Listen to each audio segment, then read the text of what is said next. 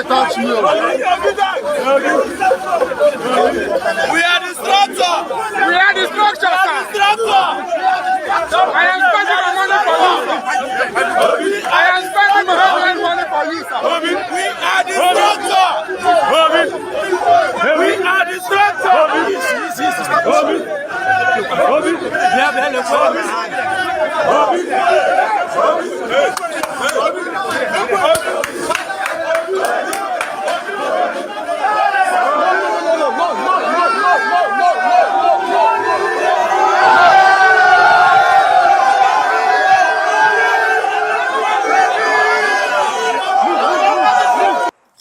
My brother, you see, I not say only me will see this. So Obi is gaining momentum in Southeast. Hey, I say this thing, I say yes. He's going to gain momentum in the Southeast. See people, see the Southeast. If people could have started this thing long time ago, it's gaining momentum in the Southeast.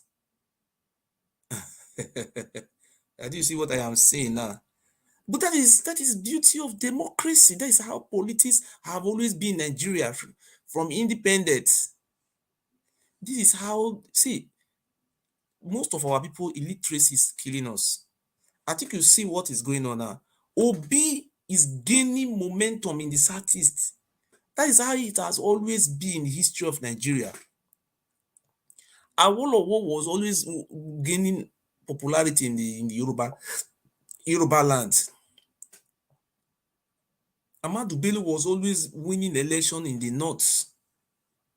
The first, I don't know why some people will call me for phone. The way Nigeria is now, you like it like this. Why are you supporting Tinubu? Why are you supporting Atiku? My brother, I am from Edo State. I am from Edo State, for crying out loud. We are a minority. Are we forbidden to be president? So this type of election, people should come and meet us, negotiate. If the northern people come, they give us vice president. Or if now the Southeast comes, say, what position are you going to give us? Politics is a game of interest. You cannot impose your wish on us. This is democracy, for crying out loud. But I don't like what Peter Obi fans are doing to Tinubu. I don't like it.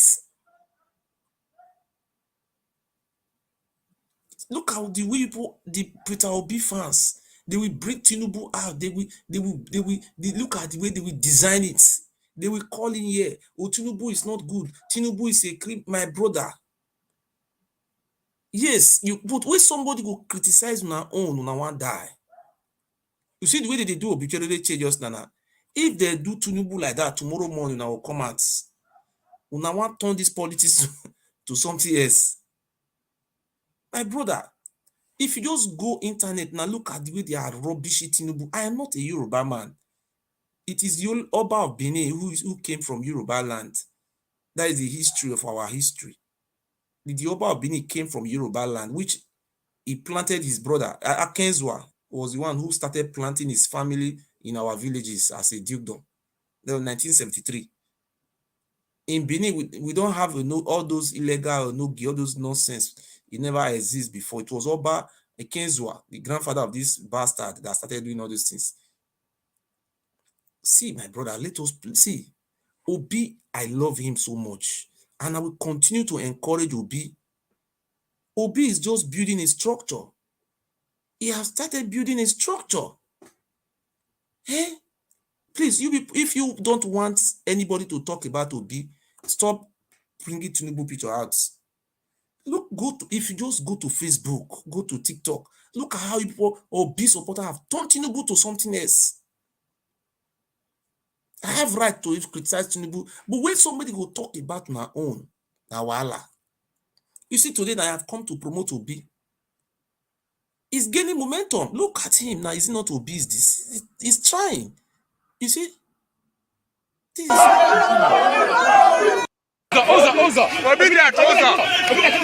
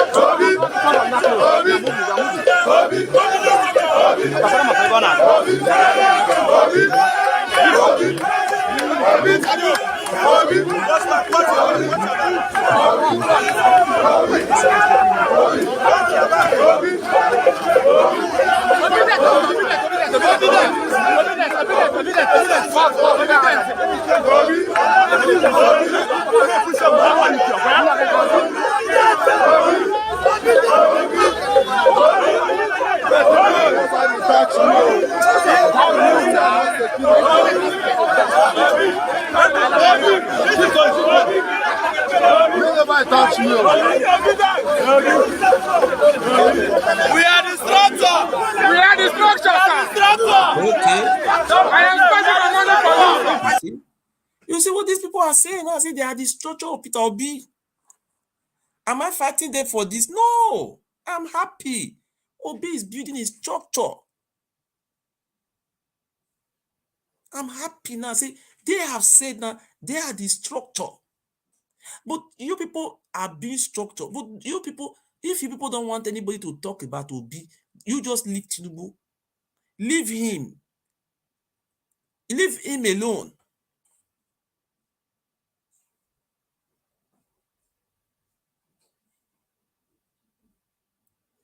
You see, I've started insulting me now. When I come and start praising Obi now and start insulting Tinubu, you are my friend. I will have 2,000 shares.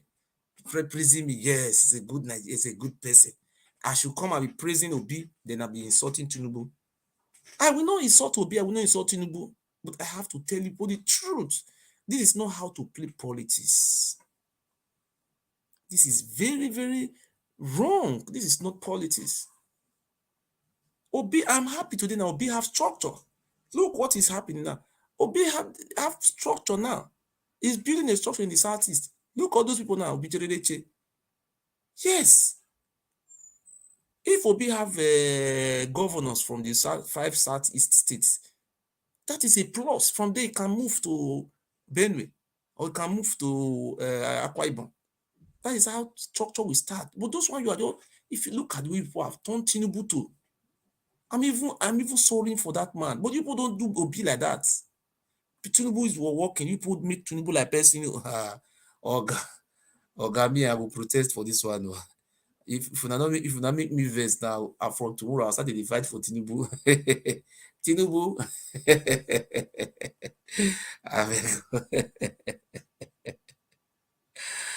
Yeah.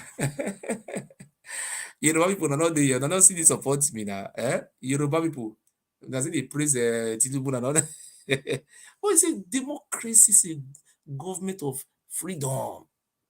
You are free to it. But see the one that they turn Tinubu to caricature. If you see Tinubu, my God, if you come from Tinubu family, you will hate. They don't turn that man. The man will read speech, they will go snap, they will go video and they will do one for computer. In hand with the shake. In hand with the shake. My God. If when they talk do all those things, person go see talk to na own.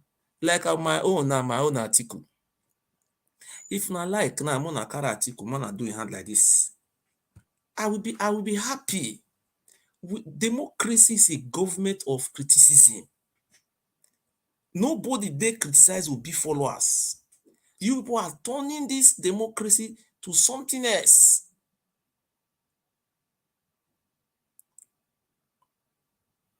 Hmm? Please, the way you people are bringing Tinubu at today, if you see, if now they talk about Tinubu, me not say remember say we will see the talk about Atiku. In short, Atiku me the support. If I did Tinubu side, I will see the talk Atiku. I will dey talk wetin go make people not vote for am. That is democracy. Support your own, I support my own. If I make video, I do have like 100,000 view. Sometimes I have 40,000 view. Sometimes I have 210,000 view on Facebook, on Do First. Great Economy, go to Descendant. I have thousands, like 1.6 million audience. I have 1.6 million audience. People are watching me. Since that very day, will be followers talk, say, make people know, may they know they share my video. I was having one of my page, I was having 47,000 views. Since you people started doing bias, from 47,000 views now, I now have 57, 56,000 views. I have extra 10,000. Who is going backward now? You tell me. You say nobody should be listening to that boy again. I am offending him. I am doing this because somebody is telling you the truth. I am talking to Obi supporters. I am even helping you to build your structure. What I am doing today, Obi has to look for me and tell me, say, my brother, you are helping me. Let me congratulate you for doing this help. What I am doing for Obi today, people don't know.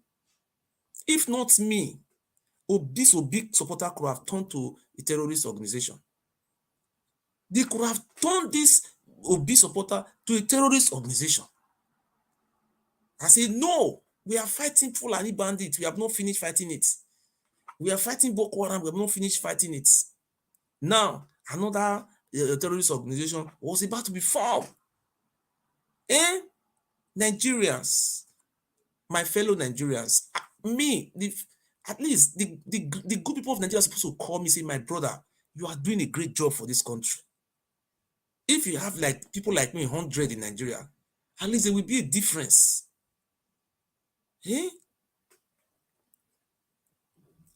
I don't play ethnic politics. Look at what the Nigeria is today. We don't have anything like ESN before. It was Fulani bandits who were trying to take over the whole Nigeria. It was Fulani bandits that gave birth to ESN. Am I lying? I repeat, the problem we are having from one to another, Boko Haram gave birth to Fulani bandits. Fulani bandits gave birth to ESN. Very soon now, ESN will now give birth again to obedience. From obedience, we now give birth to what do you call it? Mateku. Let us be honest with ourselves. Nigerians, I'm a good ambassador of this country, Nigeria. This politics, look at where Nigeria is today now. You cannot travel. You cannot go so from Sokoto to Kebbi. You can't try it. Nobody can travel from Zamfara to Kano. You don't dare it. And those Fulani bandits, they are in short. Buhari is the one who is engineering them, and is their father. Buhari is the one who is his boys. They are Buhari boys. Because you see, where they were doing all these things in Benue State, Buhari defended them before when Donald Trump was the president. Buhari defended those terrorists, those bandits, and they are not from Nigeria. Those Fulani bandits, they are from Sudan, different countries they come from, and they are moving freely. If they were doing all those things now, say, the federal government say, oh, since they have to give them a place to live. Nigeria is a big country. They have to look maybe a place like Katsina, where Buhari come from. They will carve out a local government. Say, you people, you don't have home. They will cut it. They will have big land in Katsina State for Buhari place. If Buhari can do this thing, everybody will be happy. This is very easy to do. So these people, they are in our forest. They are this. Buhari we are not worried about money. Nigeria have oil. Buhari should go and take money from our treasury. No problem. Look for Buhari local government, your local government where you come from. Build house for them, give them everything. They make the river there. Those bandits, they will be happy. They will live there. Remove them from Benue. Remove them from everywhere they are. Use them to form a cow colony. People will not be angry with you. And people will remember you, say, when you were president, when this security came out, you went to your local government and you build a cow colony, Ruga, and even use the federal government money to build a dam or water there so that those cow colony, yes, I will be the greatest beneficiary. I will be happy. Eh? Please, if you are in support of Buhari to build a cow colony in his local government in Katsina, please write yes. I'm a nice person. We don't need to fight ourselves. When we are talking about ESN, we don't have nothing like ESN in the East before. I have to be truthful with you. It is Buhari that created ESN. It is not Nnamdi Kanu. ESN was created by Buhari. That is the truth.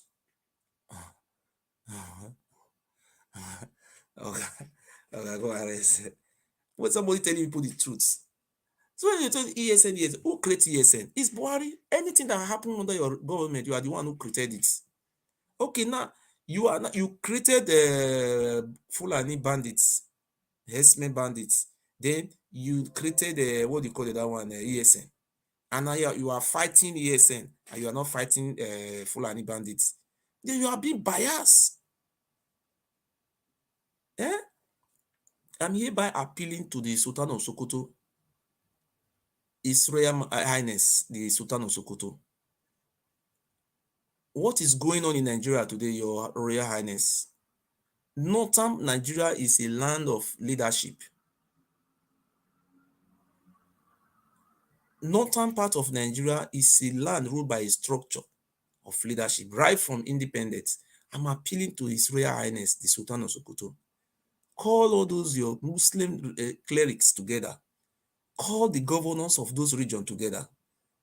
Hold a meeting, because what is going to befall on Nigeria, may God not let this type of evil happen in Nigeria. What people are planning, it will not work. Nigeria, I pray today that Nigeria don't fall into Somalia. To make it back, to bring Nigeria back, it will take no less than 200 years. You saw what is happening in Afghanistan. Somalia, they have been trying to make peace. Go and look at Libya. What people are praying for to come. I am not praying for any war in Nigeria, because when war enter Nigeria, not what the map people are drawing, that map will not work. Nigeria have civilized to another extent. Nigeria will be a country of different warlords. Just this area will have its own government. See, even Yoruba land will be divided into five countries. Those Yoruba you are saying is one Yoruba nation. That Yoruba will be different. You will see Ondo people will tell you they are not part of Osun. Osun, they will be dividing themselves. My fellow Nigeria, I am hereby appealing to Sultan of Sokoto to hold a meeting with these northern traditional religious leaders.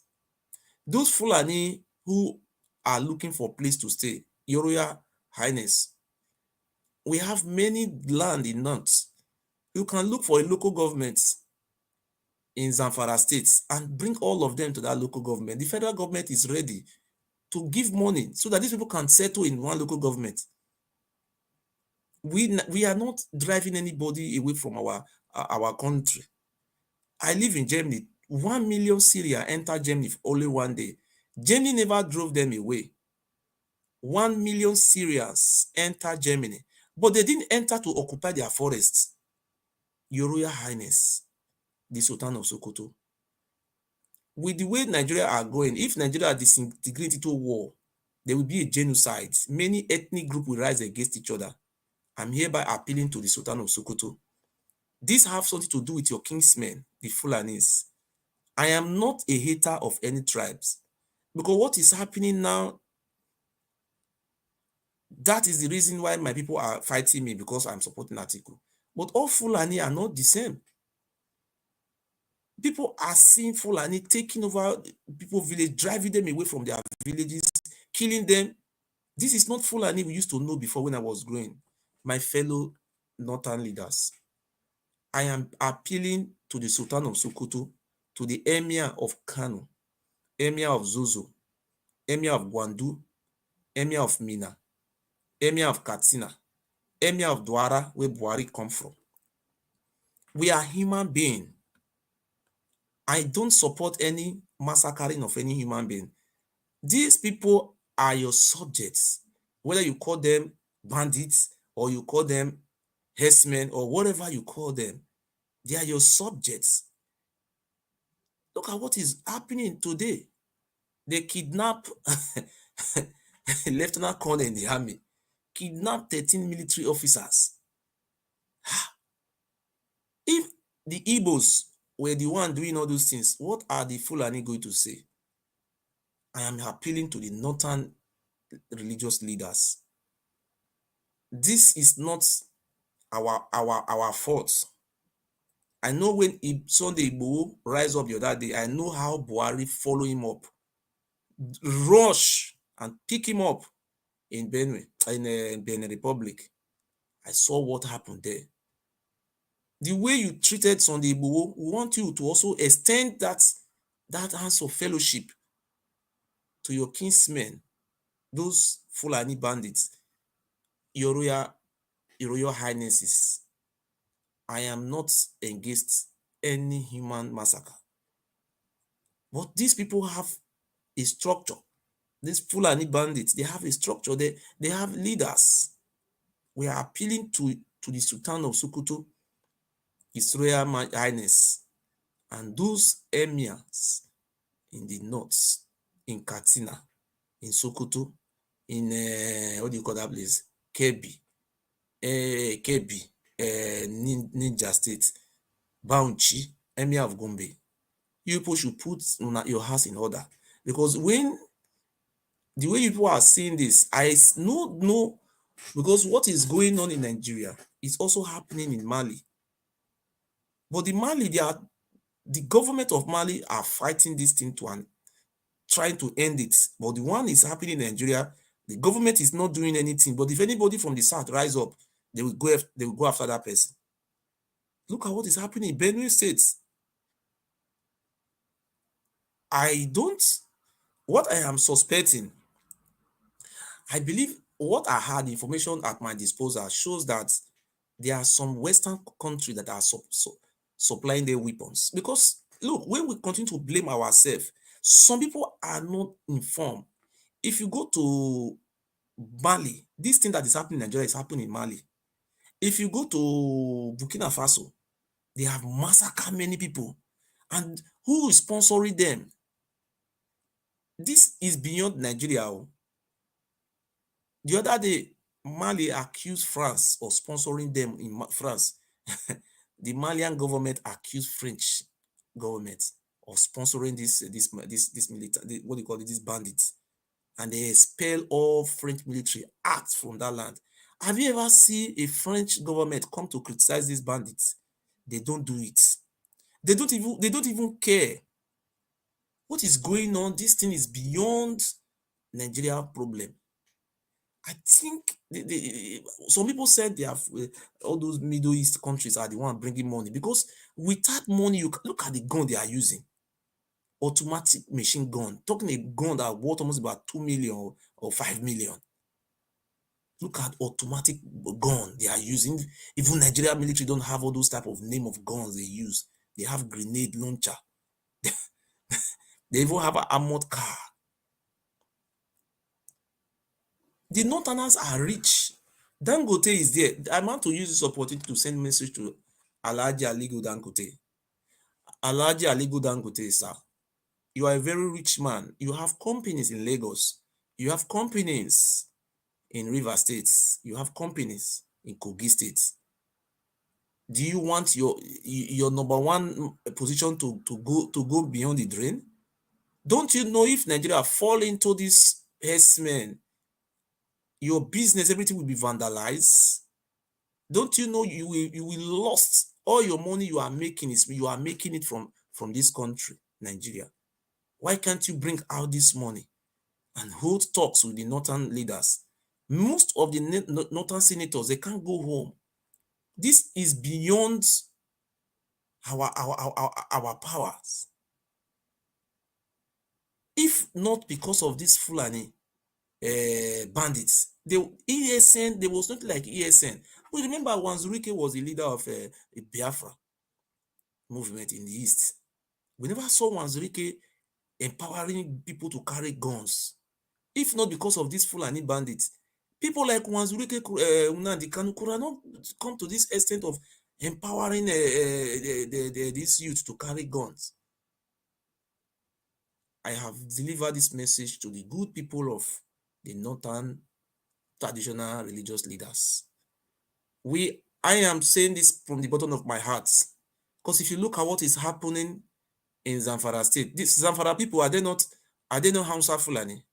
And they are kidnapping their own people. Those Fulani from another country will be kidnapping food. Okay. You know, before, you see, because we have to go to school and look what is happening. You see, people they were showing from Abuja to Kaduna. These people are not Igbo, they are not Yoruba.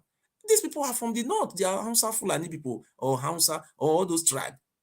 Their own people, they are kidnapped. What is the meaning of this? Can we say, oh, we want to separate? What about these people? Will continue to be under bondage? An injury to one is an injury to all. My dear traditional rulers in the north, I don't know who is behind all those things, because these things have a support of some northern elders that are supporting them to be doing all those nonsense. How are we sure that there will be election in Zamfara State with this? You cannot travel from Kaduna to Zamfara State. So let us, I have said my own. Thank you very much. My name is Uyi. I have come to condemn this, the kidnapping of those what do you call it? Those Abuja train kidnappers.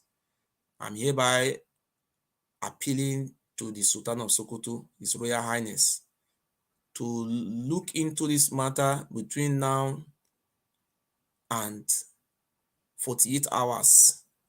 I am appealing to you. I'm not forcing you, the Sultan of Sokoto, Your Royal Highness. We are putting it before you between now and 48 hours. You are number one traditional ruler we have in Nigeria. After you is the Ooni of Ife. If it is Yoruba manner, we appeal to Ooni of Ife. Now you are the number one traditional ruler in Nigeria, and these people are your kinsmen. We are appealing to your subjects. We are appealing to Sultan of Sokoto to hold a traditional meeting comprising of all those emirs under his domain in the north, to avoid this expansion of these bandits.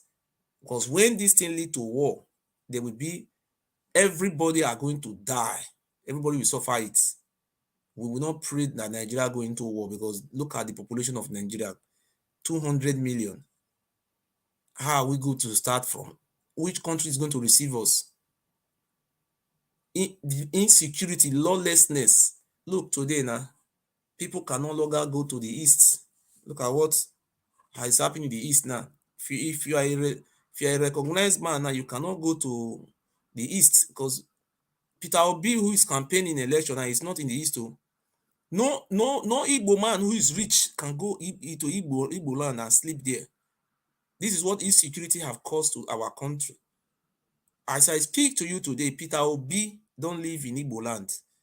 He live on it's not, I am not lying, no. Peter Obi don't live in Igbo land, he live in Lagos. All those great Igbo man you are seeing there, they don't live in Igbo land. Lagos is their home. Then don't leave because the Igbo land is insecure. Look at ESN we are talking about now. Some ESN, they are there, they will catch somebody, they will dehumanize person. When you try to see these people, they will tell you these people are not ESN. They are being sponsored by Hope Uzordima. But when you try to get to the other side, these people will black. If you live in America, can you go home as an Igbo man? This is what Buhari government have brought upon us. No Igbo man can go to Igbo lands. A recognized Igbo man go there. If you are an Igbo man, you are a big man. If you go into Igbo land, at least you must carry a battalions of security men. You can't. Can you try it? The only safe place where you can find an Igbo man sleep with his two eyes closed is River State, Port Harcourt, Calabar. They can sleep and their eye closed. The big men in Igbo land, none of them is living in Igbo land. They have run away. They have run away. They are running from the dear life. Because look at the North. The Northerners, look at that Senator Sani from Kaduna State, a senator. He have a farm in Abuja, Kaduna Road. He's looking for a buyer. Is he not a Fulani man?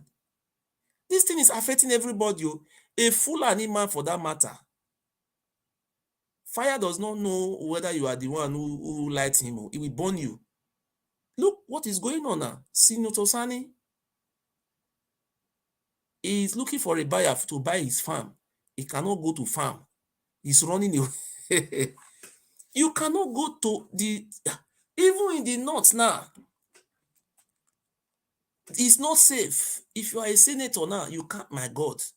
You see, if you senator don't go home, they don't go to their constituency. Yourself, they will carry battalions of soldiers. The thing is affecting the Fulani also. It's affecting, the other day, they kidnap an emir. Oh God, we have never seen this type of thing before. One day, even the Fulani kidnap and Hausa or Fulani emir. This thing is beyond what we are seeing now. Is something different. But with all those things we are seeing now, I'm appealing to the good people of Nigeria. We don't want war. Those people who are clamoring for war, my brother, if you see war, you will run. Hell, see, let me tell you something. Some people are thinking that some people who don't think twice. You see, they think some of our Yoruba brothers, they think now, oh, if a war come now, we'll just have Oduduwa Republic. Some of them are thinking like that we have Oduduwa Republic. Some of our Igbo brothers are thinking that if the war come, we have Biafra, my friends. You know, it is easy to speak, but to come and implement it, let me tell you, you see, when you are talking about succession, like in the whole of Niger Delta, the south of Nigeria, we have, see, when you are talking about dividing country, have you consulted these people? Do you think you can come and take somebody's land and join it to Oduduwa without consultation? My brother, you are just joking. You think it's holding this time? It doesn't work. Let me tell you, I am from Edo State. Let me use myself to make an example for you. I am from Edo State. In Edo State, where we come from, we have an history. And we must work according to our history. You can't just come and just cut us, hey, Oba Benin, because Oba Benin is a Yoruba man, you will cut Edo State is a Yoruba. You don't do that. You can't do that because as I am from Edo State, the people that come from Edo State, the ethnic nationality that come from Edo State, we are not under the Oba of Benin. The Oba of Benin is a Yoruba man. If there is anything like uprising in Nigeria, I personally will go to Benin and drive the Oba of Benin, and I will drive him away from that land. It will not take me more than 48 hours to drive the Oba of Benin and his gang, because we are majority in that state. the Ishans, the Jaws, we know where we come from. And we are 100% aligned with our Ijaw brothers. There is no way you can divide us from the Ijaw, my friends. If you try it, you are joking. If there is anything like uprising, may God not let that type of thing happen. Ijaw are the owner of the land called Igodomigodo, Edo State. Ishan, Ijaw, Urubo, we have one ancestors. You can't just come there and say you have divided. Who are you dividing? My friend, don't try yourself. Do you know we have population? Some people don't go to school. The fourth largest ethnic group in Nigeria is Ijaw. They are 10% of the population. You don't know? You think you can just come and just we want to occupy where, Oga? See, those states we never go to. We don't even pray for war to happen in Nigeria. But what you people are seeing, that is not how it's going to play. It will play to be surprised how it will play. You can't come to Delta states and say you want to carve it to Yoruba land, or you want to carve it to any land. Have you consulted the people, the owner of the land? Oga, you people should stop those double thinking. You can't occupy anybody's land, because you can't. If we cannot fight, our Ijaw are the elder brother of our land. They are when you have brothers from the same mother, the Ijaws, they are the elder brother. They don't talk. Do you see them talking? It's quiet. You see, actions speak louder than words, not by making noise, shouting. Do you see Ijaw people shouting? But when the time comes, everybody will know which land you want to come and occupy. Come and try it. We are not praying for war, because if war come, it will take 200 years. Those people that are pushing you to war, Oga, you don't know what is called war. If you look, people like us now, we have nothing to lose, because we don't have the only thing that we have property is we have property in Lagos. The Benin Edo people, majority of them have property in Lagos. Maybe if the Yoruba people they can't seize our property. They will not seize it. I know the Yoruba people, they are liberal. They will not do that. So we don't pray for war to happen. Our Igbo brothers, they have established business all over the whole of Nigeria, even West Africa. Those people who are calling for war, Oga, you don't know the investments most of our brothers have invested. If you know, you will not call for war. What you will call for is a peaceful resolution, appealing to those northern religious leaders to do something. So when some people are telling they want war, you want to kill, Oga, in my state, we will never allow anybody to use Edo State as a battlefield to fight any war. We will never allow it to happen. Anybody who is clamoring for war, he should open his own state for there to be a battlefield. We will never allow anybody to attack Yoruba in our land. We are not ethnic he-gods. Nobody should attack Yoruba man in our land. We are good neighbors. And we will never allow anybody to attack any Igbo. If anybody who tries, we are going to fight that person and expel. In short, he will face the rule of law. Anybody who tries to attack any Igbo in our lands, the Fulani also, we will never allow anybody or in any gas to bring people to Edo State to attack Fulani. We will never accept that one.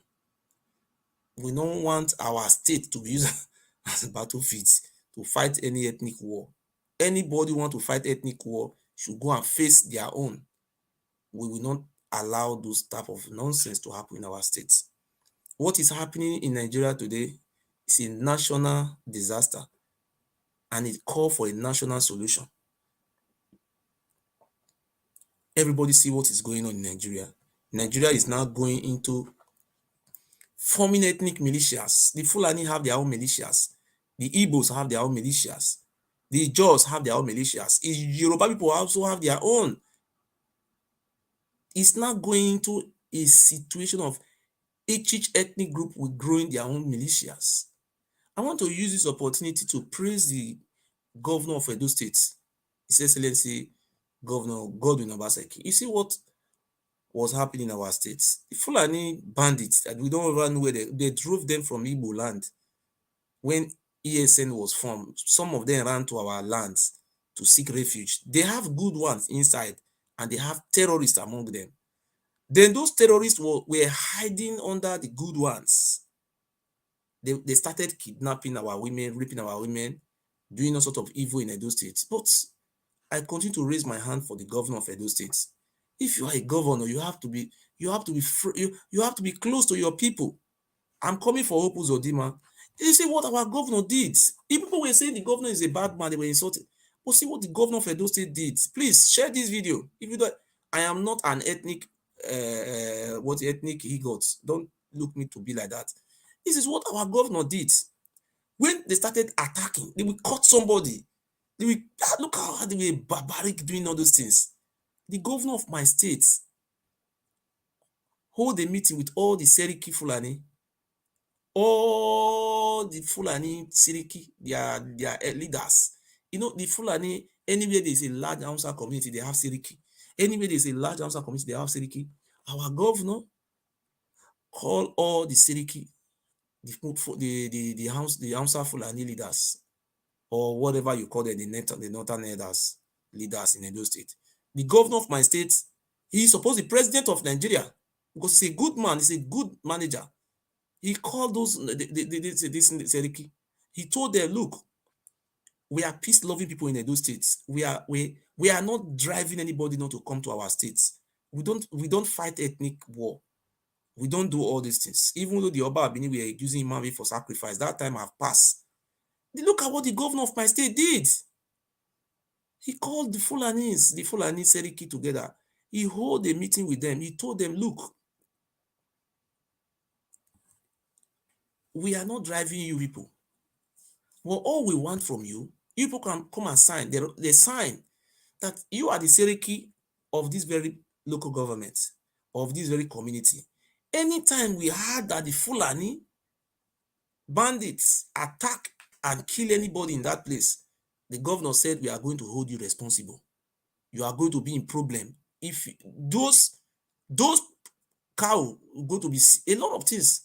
The threats was put on even the commissioner of police, all of them, the 4th Brigade Commander, Nigeria Army, they were there, they signed their, do you know what happened? Since that time, immediately, the governor signed that agreement with the Seriki Fulani. Every time you hear, oh, Fulani have killed us again, oh, come our village, oh, got a farmer. Let us be honest, what our governor did. People should be emulating Obaseki. That's our governor in Edo State. The governor did that thing. Then, you know what the governor did? He introduced state vigilante. He empowered them with the little resources he was having. He giving them gun, even though he didn't give them AK-47. He gave them gun, and he just like what they have in Bubago in the east. He empowered them and he attached them to the Nigeria security. Joint task force. We're having Nigeria Air Force, Nigeria Army, Nigeria Police, the custom, what do you call it, the civil defense. He merged them together. Anytime you see Fulani is on the road, Bini Amchi road, they will go in, they will, with the support of the vigilante. You saw how they were fueling the attack, catching them one by one. As I speak to you today, I'm making an example of my local government. I've heard that they have in my local government, they have Seriki Fulani in my local government there. I remember in my village, in the afternoon, some Fulani will take the cow to go and eat their grass. What happened?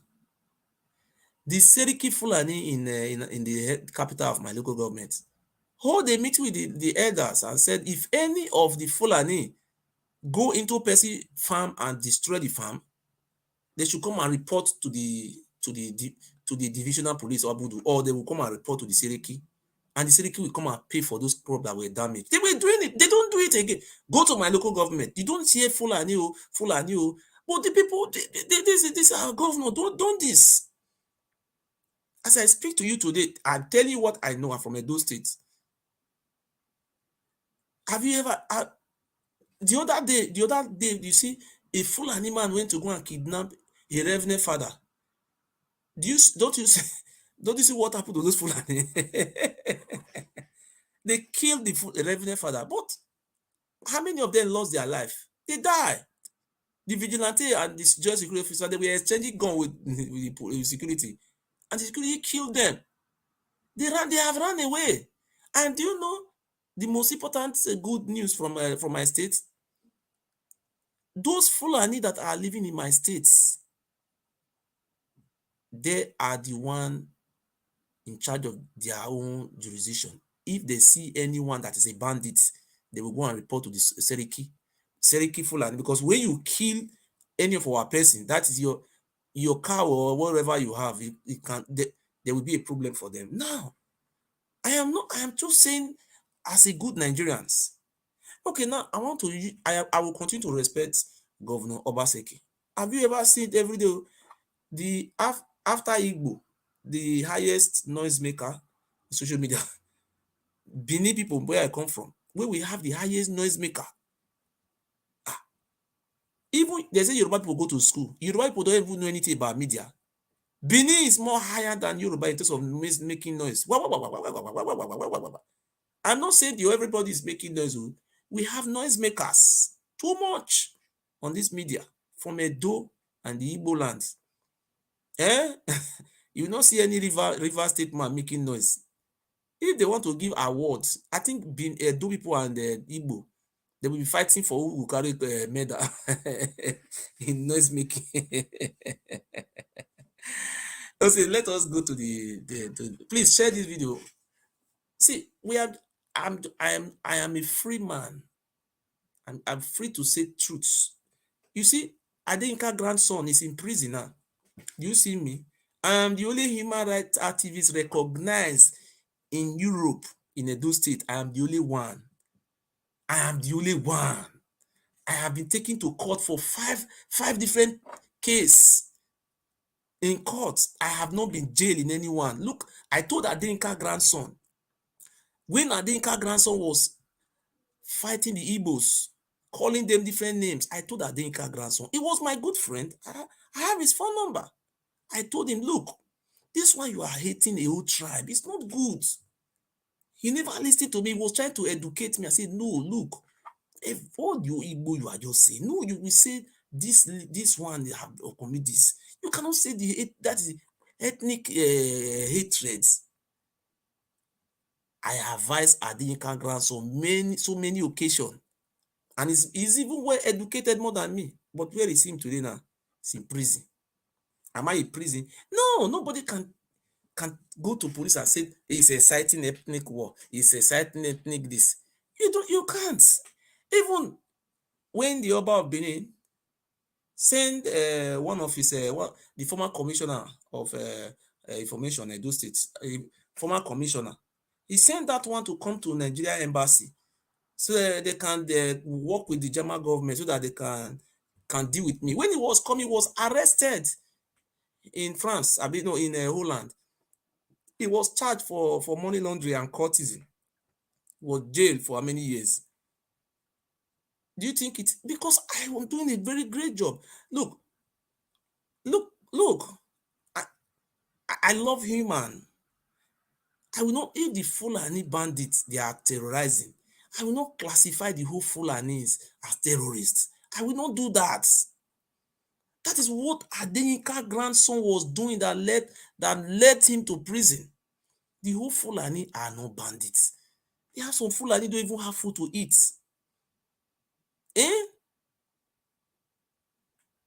Look at this one. He's insulting me, calling me. Okay, I should be insulting Fulani or I should be insulting Tinubu. Then I will become your friend. I won't do that.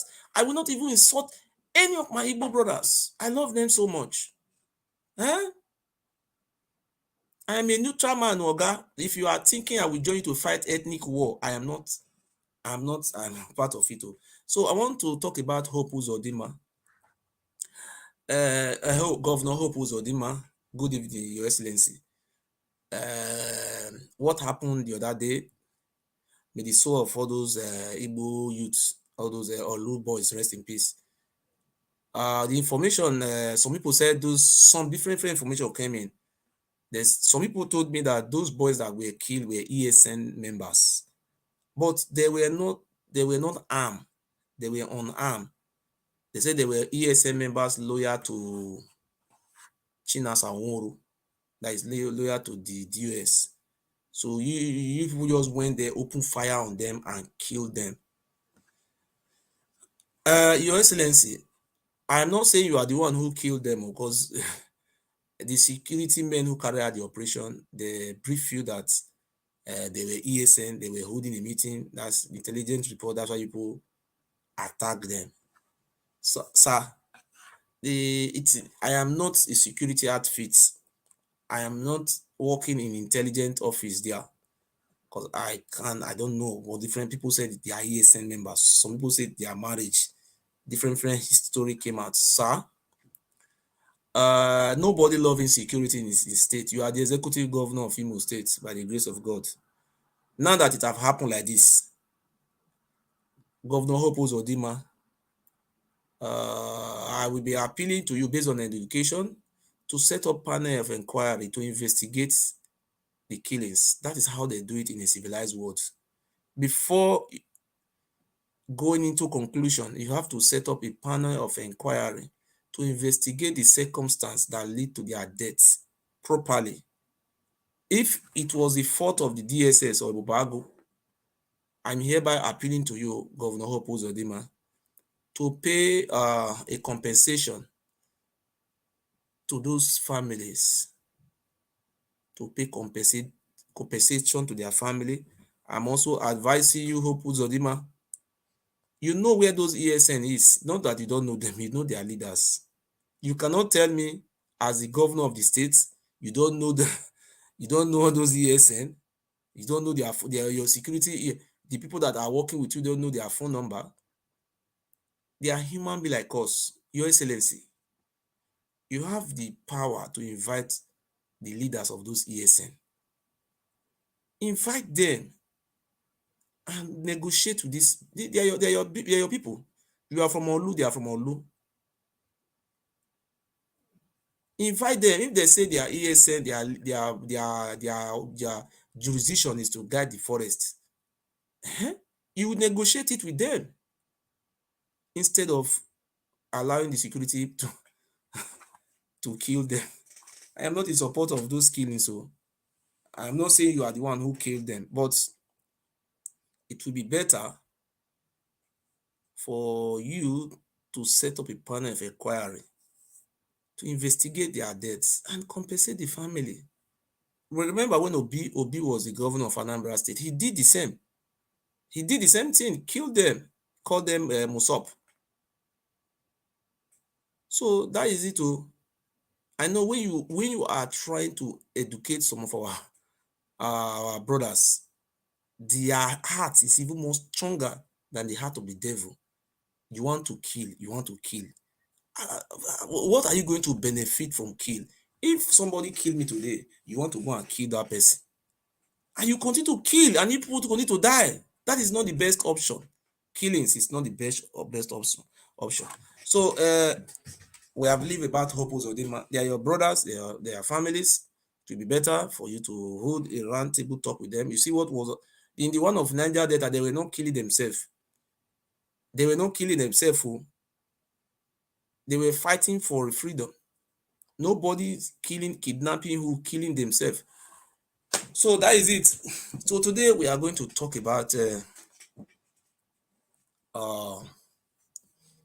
what is going on now. Hello.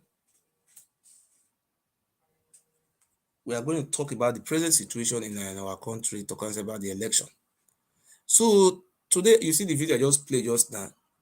I'm very happy now that Governor Peter Obi is gaining momentum in the East. I'm happy. Please, I am happy. Obi supporter, please, I want to see people praising me. Say, yes, this guy is. You see, for me to come out and praise Obi is gaining momentum. Look. Eh? People have to thank me. I'm doing a great job for you people now. Obedience, Obedience,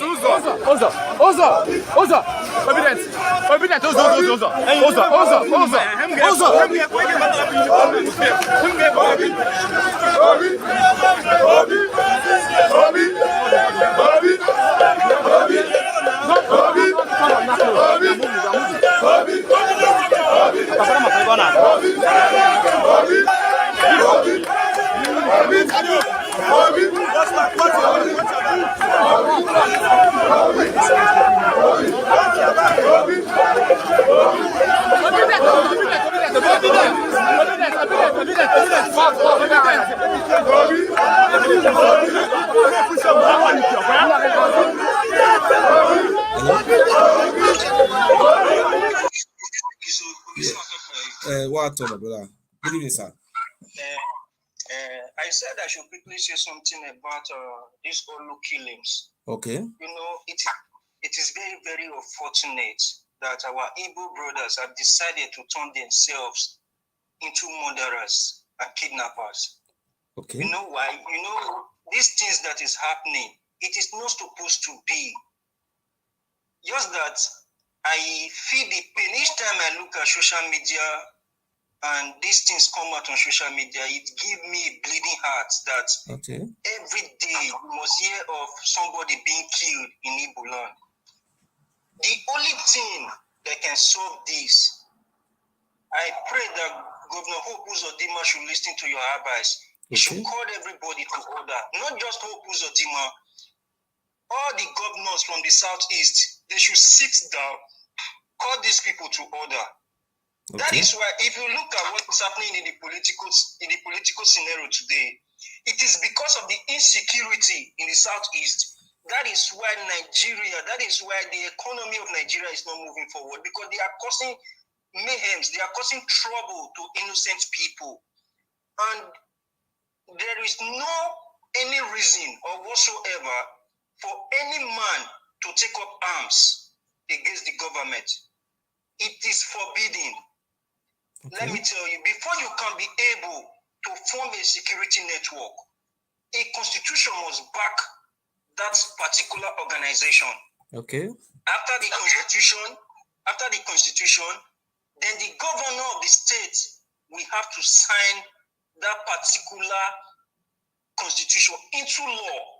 That way they can be able to perform their duty very, very well. But what we have today as ESM, I don't know if I should call it a criminal organization. They will say this boy is talking too much. But the truth is, there is no reason for any man to take up arms against his own people. The ESM are not backed by the constitution. So I will advise them, whenever Governor Hope Uzordima, I pray is listening to this program, and I pray he call them. Whenever Governor Hope Uzordima call them, let them lay down their arms. Let them look for a way to create peace in Igbo land. The killings is getting too much. Moreover, as you can see, the Niger Delta, where I come from, I am proud of the Niger Delta. Okay. But one thing is this: we are concerned about them, because whatsoever is happening there, it is possible for it to spread to the Niger Delta. Because we share the same ideas with them. We share the same, border. The same, we want a better Nigeria for all of us. But one thing is sure, there is no reason for any man to take up arms against government. It is forbidden. In civilized world, you don't have any right to take up arms against government. It is not possible. It is not good. No, see, my brother, let me add to it. Where you are, there is the thing is echoing there. See, you see, when they are taking this arm now, since the Fulani bandits are taking arms, but what we are saying, the Yoruba people take arms the other day under this on the Igbo, but they are not using, the Yoruba people are not using the arm against their own Yoruba to kill their own people. They are not doing evil to themselves. When they catch you in Igbo land and they say you are a Sabu, you are working for Fulani, and look at the way they are treating their own people. They say no, the Yoruba people are different. I am not fighting our Igbo brothers. I love you people so much. Taking arms because you learn it from the Fulani. It is the Fulani people that allow them to take this arm. Wait 1 second. What even Peter Obi? Hold on 1 second. Hold on. Even Peter Obi cannot stay in Igbo land for 1 day and sleep with his 2 eyes. He can't try it. Nobody in Igbo land now, you big in Igbo land, they can't stay in Igbo land. This thing not too much. No, when we are appealing to our Igbo brothers now, say this ESN, they say the ESN are not the one. Who are the one involved in all those atrocities, fighting their own fellow Igbo? Not them. People when they confront soldiers for roadblock, not them now. We should be it is good for we to be truthful, because one thing is this: you talk true, you go die. You talk lie, you go die. Now it's just the truth. So waiting me at the talk personally be say, when they talk about the Yoruba, the Amoteku was backed by the Constitution, and you never see say Amoteku don't ever catch any Fulani with gun, killer. It is not possible. They take them to the police. But in a process whereby you exchange fire with them now later on. But I never see say they bring a come for you say Amoteku kill Yoruba man or he kill Yoruba person, but Igbos waiting they happen. And the thing they spread. I pray shall not just only Governor Hope Uzordima, we also hope for President Muhammadu Buhari to interfere. Send the soldiers back to the barrack. Call them, let us negotiate, let us see reasons for us to live as one. If it is the presidency, after this 2023 election, we can come back together as one and tell everybody, okay, now let us zone it to the southeast. But you must stop the agitation, you must stop the killings, and everybody will be peaceful. That is what I see, my brother. Now that will be my own. Thank you. Thank you very much. Anybody want to call in can call in. See our own. We will talk about Yoruba, talk about this. We know they talk only one ethnic group. We know they do that one. Thank you. Hello. Hello. Good evening, sir. Off the one you are watching with so that we can hear you, sir. Good evening, sir. Okay, good evening. I want to make my own point. Off the one you are watching so that we can hear you, sir. Okay.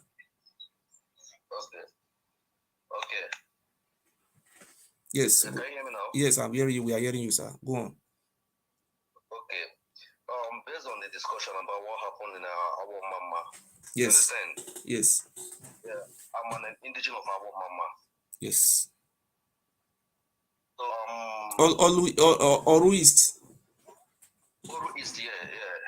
That is same local government with Hope Uzordima, the governor. Okay. See, since 2021. Okay. The Ebubago security outfits, what they do in the whole of Oru East and Oru West is to shoot every young boy. Okay. They see on the street. Okay. Mostly on the day of sit at home. Okay. You can't step out. Okay. You understand? Yes. So yeah, I don't know anything about ESN, but I know it was the Kanu that created ESN. You understand? Okay. So and the main work of ESN is to guide our bushes. Okay. I could remember one when Fulani and their cow chased me out from my mother's farmland. They chased me away. Our farmland was fenced because my elder brother wanted to build in the farmland. But I went there to check the sites because I planted cassava and corn that season. That should be 2020. Immediately I stepped inside the farm. I was like, the gate was open. I look inside. I saw Fulani and their cows. I couldn't talk anything because I'm the only one. I'm just alone. Okay, I want to tell you something, sir. Okay. You see the issue of this Fulani. Yeah. If the rest people are fighting Fulani, I think the Igbo people are the people that have to trade with caution.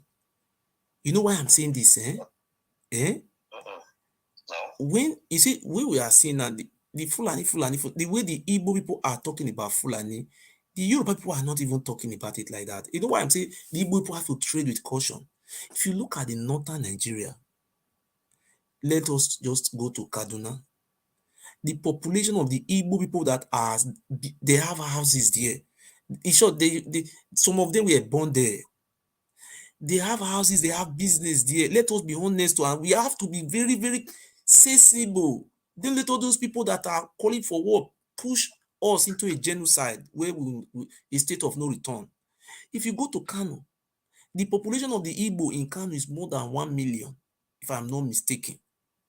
There is no local government. Out of that 44 local government they have, you will go, you will not see an Igbo man building his own house there. Not really only staying there. They have houses. And this thing have been on before the Civil War, before the independence. Igbo people have been living in those areas, having house, having business, having companies. So now that the issue of this Fulani have come, we must be careful, because if you are doing this, we are saying, oh, we are saying Biafra. Nobody is saying we shouldn't talk about Biafra. Everybody have right to self-determination. But what you have to do, if we are treating this issue of Fulani, removing the cow from our land, that one is good. Oh. But when you are attacking their cow, don't kill those Fulanis. It will not be better for us to kill them, because we have brother, sister, family in the north. People can say, let us kill them, because those people that we kill them, they don't have family in the north. If the Fulani take action against us in the north, how many Fulani have house in your village? Do you see any Fulani man build house in your village? I have a friend from Oka. I was about to even marry her. Ada. Yeah. So I have been to Igbo land many times. I'm talking about Anambra State. I have never go to any Igbo village where I see a Fulani man build a house. But if you go to Hausa community, Sokoto, you see Igbo. See, when we are trading this thing, we have to trade with caution. Because when somebody is advising our people, they will think, no, don't kill. See, to kill, he said to destroy is very good, but to repair. You see, the Hausa people, they don't attack without their imam giving them order. I have read the history of Nigeria. If you see they carry out killings in the north, it is their leaders that give them order to kill. They can't kill on their own without taking the Hausa people live like Nigeria army. In the army, if the Oga don't give go ahead, you will not kill. So when we are dealing with this issue of Fulani, if Fulani come to your farm and he carry gun, he attack you, that is self-defense. You have rights to open fire on him. But when you see a Fulani man going with ordinary cow, I am just saying my own, what I grew in Edo State, I say, because of those Fulani that are bad, we want to use that anger to kill the good ones, which these people will revenge. Their revenge is going to be very disaster. It will not affect you that carry out the attack, but our people that die. So what I'm trying to say is that we have families over there, we have brothers over there, we have staff over there. But my advice now is say, now these things is happening like this. We have leaders. We have Governor Uzordima. People are insulting him. He's a killer. He's a murderer. But let us be honest.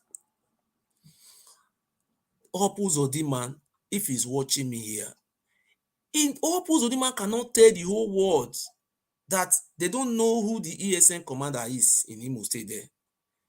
They have their phone number. Uzordima can call those ESN leaders and call them, discuss with them. This killing will stop. This is very easy. I know the Igbo people are the most conservative people I have ever seen in my life. Republicans, I mean to say that, Republican people. When the white men came, when they were colonizing Nigeria, when they came to Igbo land, they find it difficult for them to rule because there was no a central leadership system. The Igbo people, what do you call it? The white men started appointing people as Obi, Igwe, so that they can be able to rule through this very day appointee. So we have the governor. Governor Uzordima knows those ESN commanders.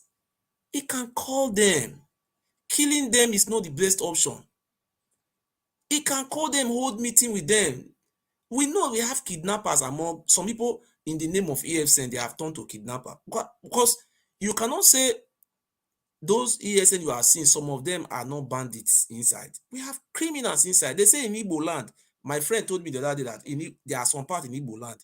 My brother, you cannot hold party. You cannot hold party without settling them. You must give them money. The thing have turned to something else. Eh? Those ones are not ESN. Okay, you say they are not ESN, but I am not fighting ESN. I am not fighting ESN. I am not criticizing them, but the modus of some of their operation, not I don't know which of one of them, because the modus of operation is uncalled for. I saw what Soludo. There was a place Soludo went to the other day. These people were operating under the banner of ESN. They were killing human beings, kidnapping people. We remember when Bakassi, before there was a criminal in Igbo land, thieves, different evil was happening in Igbo land. Anambra State Governor, what is his name? Umbadunuju, Chiwoke Ubadunuju introduced Bakassi to curb these criminals. But at the end of the day, the Bakassi themselves turned to something else. Eh?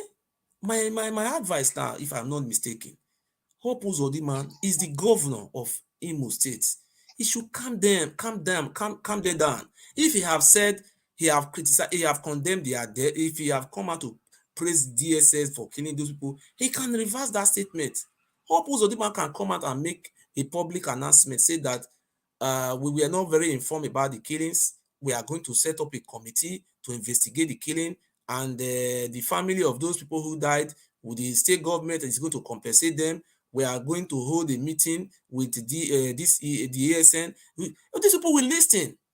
They are I don't know the same Igbo people. Hope Uzordima, if they kill Hope Uzordima for power tomorrow, Igbo people they will not talk say because they hate him. If Hope Uzordima is traveling to Kano tomorrow, a Fulani bandit attack him and kill him, do you think the Igbo people will take it lightly? They will not be happy. It's their son. This misinformation. See, when you are telling some of our people the truth, they will turn you to devil. They will be insulting you. Fulani have bribed you. They have given you money. Fulani people put on them tomorrow. A lot of us will be very, very happy. We will dance and drink. Okay. Hope Uzordima is your brother. Thank God you have called. I want to use this opportunity to also tell you, if you are close to some of all those guys, tell them to calm down. One year. Because this killing now is they will start killing themselves, because Ibubago, they say they were saying it was what is Asadi Dokubu boys. It was this, but those boys I saw the other day, all those boys that were arrested by ESN, they are Igbo. These people are not Ijo boys. The people I saw with my eye, they are Igbo. Look at the way they were maltreating them. Oh God. Oh God. They mix them up. As okay. Boys and some part of Igbos. They mix them together because those Asari Tokobo boys, they don't know roads. So they have to deploy what is it called? Indigenous of the community to always guide them and show them roads. You understand? So that's how okay, now let us talk. Let me draw your attention to these votes. I saw Peter Obi. He's pulling weight in the East. I was happy. I see if Peter Obi can win the eastern part of Nigeria now, that is a plus. From next election now, it will be hopeful of the eastern part as a Labour Party. That is what we are hoping for. You understand? If this guy can be able to win, you see, that is how Tinubu started. You see, Tinubu, he started from somewhere. The way Peter Obi is gaining momentum now, I like it. But you cannot force me to be campaigning for Peter Obi. If you refuse to campaign for Peter Obi, they will just start insulting you, calling you Sabo. You have collected money from federal government. You are working for DSS. Chika Dozie have given you money. Brother,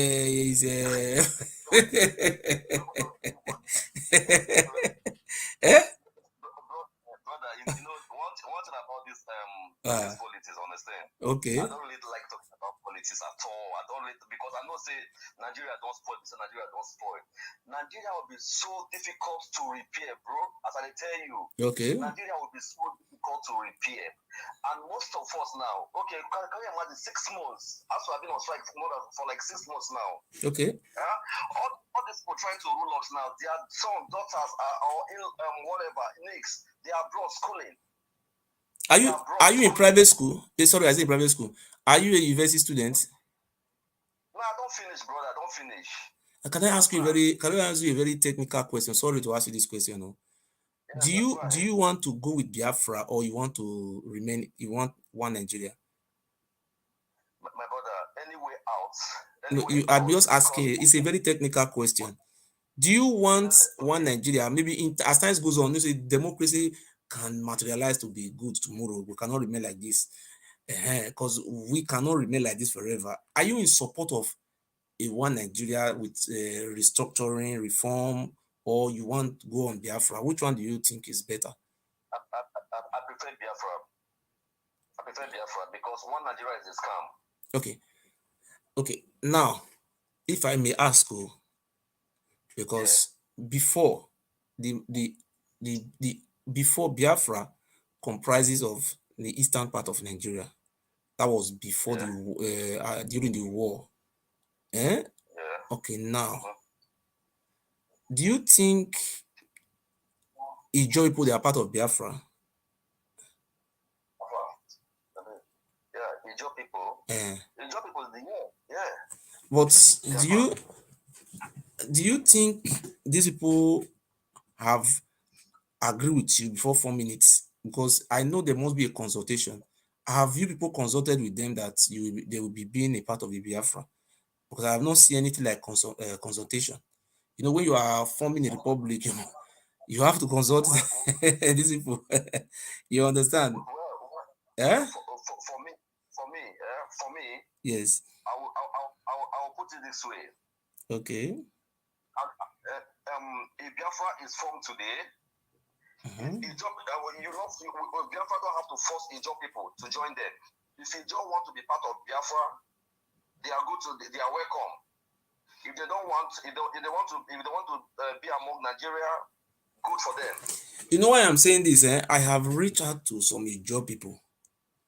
They said they want Republic of Niger Delta. Majority of them are saying they want Republic of Niger Delta. But I think if we are going by a country, there must be a consultation.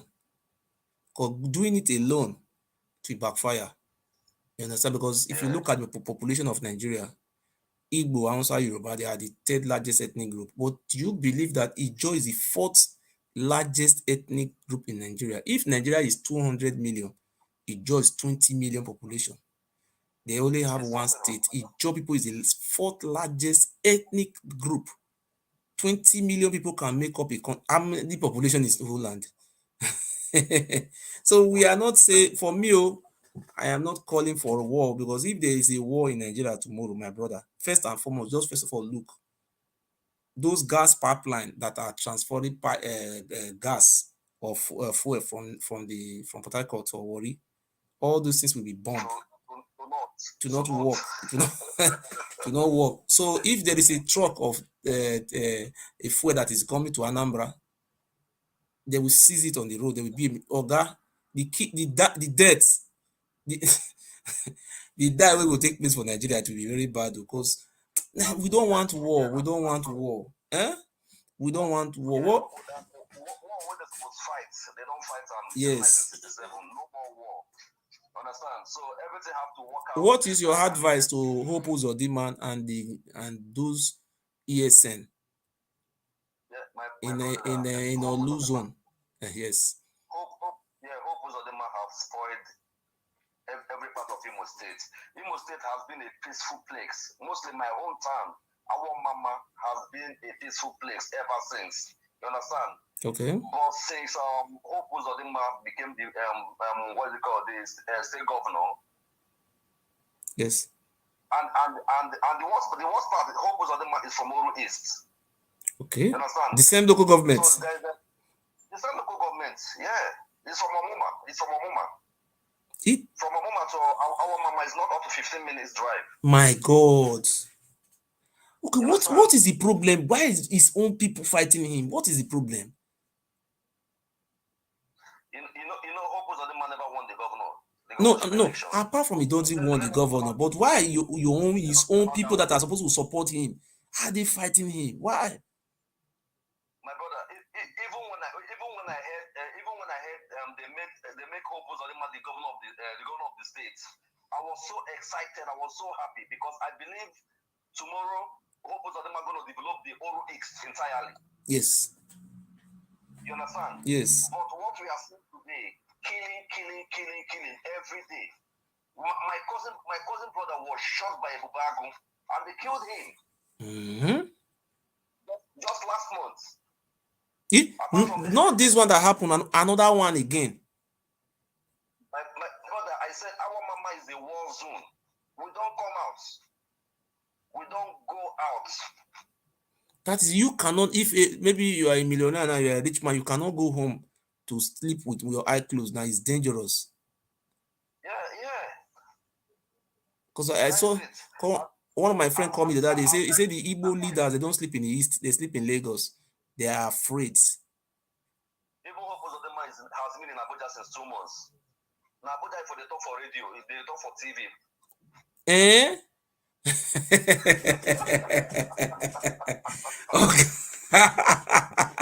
Hope Uzordima, Hope Uzordima, I'm ready to negotiate with you people. I'm not looking for money. I can go on all those ESN, they will not kill me. I know they are not going to kill me because I'm their brother. I'm a neutral brother. They will not do me anything. They will not come and hand me what is the meaning of that. I am not insulting them. I always say, we want peace. Let us negotiate peace with the governor. They will not kill me.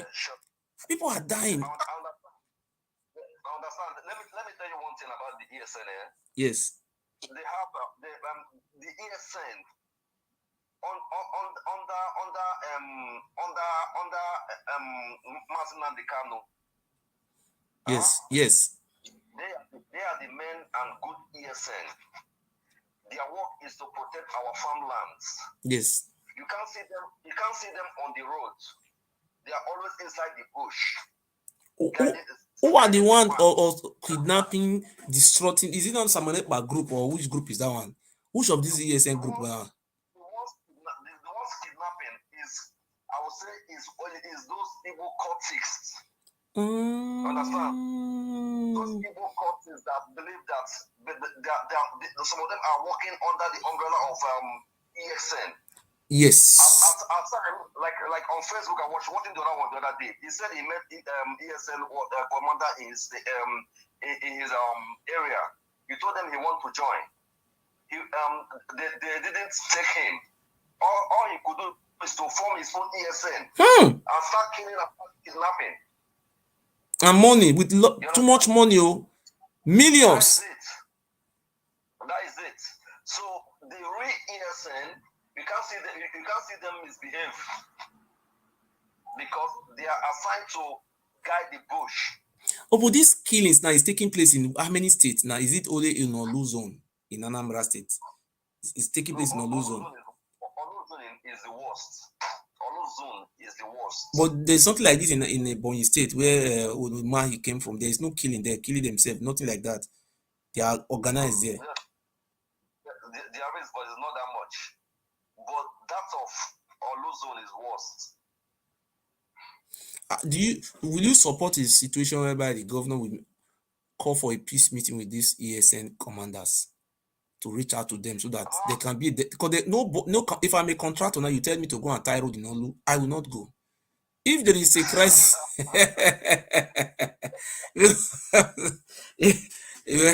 there is no development because if you go to that place now, they will kidnap you.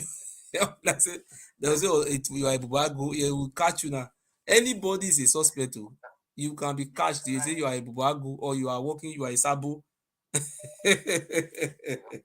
Thank you, sir. Thank you very much. Thank you. Hello. Hello. Hello. Good evening. Go on. Yeah, good evening. Yes. I'm calling. Speak louder so that we can hear you, sir. Okay.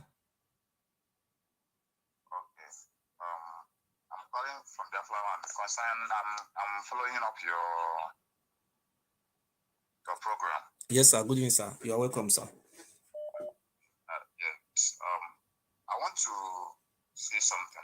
Say when we are, as a human being, yes, sir, there are some places we all are making mistakes. Because I believe that no one is perfect. You are right. Like the place you are, like, you see, whenever you are addressing a crowd, yes, sir, you don't need to be biased or trying to rotate in maybe other parts while trying to put word in people's mouths in order to make other parts feel as if they were the guilty one. I don't do that, sir. Never. I don't do that. Hello? Because, I'm a kind of, whenever you come online, I normally listen to you. There is sometimes a place whereby you make a mistake. Just like now, yes, you are right. Just like now, you are asking someone about how is Olo. Did he believe in Biafra at first? He said yes. Yes. He preferred Biafra over Nigeria. Yes. Then that is his own choice. Yes, that is true. And in terms of you now telling him that you have already asked many people from a job if they are part of Biafra, and most of them are trying to tell you that they are believing in their nation. It's quite good as that. But another thing you have to put under consideration, anything that got to do with freedom is a matter of choice. And the referendum is the ultimate way to go on freedom. When people decide where to be, is when referendum is being conducted. If you give people from as a free mind to speak their mind, majority carry the votes. You are right. That is true. One man can just stand to begin to tell people, say, okay, this is what my people want. Your people have to tell you this is what they want. Just like we from Biafra land, they are holding Mazin Namandekan over there in DSS custody. Then people in Biafra land now, yes, most of us we are still believing in one Nigeria, but most of us as well are still believing that Biafra is the best option. Now, now? The only option we are expecting from the federal government is for them to conduct a referendum. Okay. For people where to belong, to end the insecurity, not deploying military for Olo, deploying military to many places for Igbo land, whereby we left Kaduna, left Kano, being empty, and the bandits are attacking and kidnapping people. Okay, I am not biased, so I said it in the beginning. Do you watch me in the beginning? I was talking about how Buhari is supporting these bandits. I didn't support Buhari. You saw the beginning, I was talking about, I said it is Buhari that, it is this bandit that gave birth to ESN. I said it in the beginning. Without Boko Haram, there is no Fulani bandits. Without Fulani bandits, there is no ESN. Without ESN, there is no Amatekun. It was the Fulani bandits who gave birth to ESN.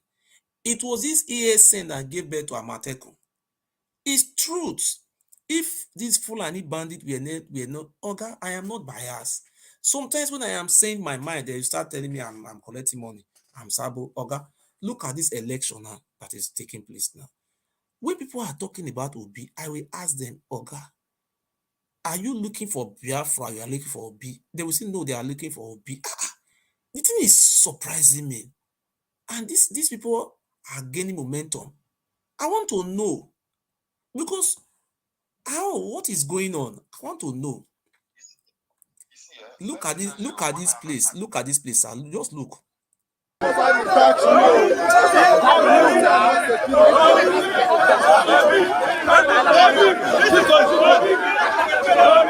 Touch me. Obedience, obedience,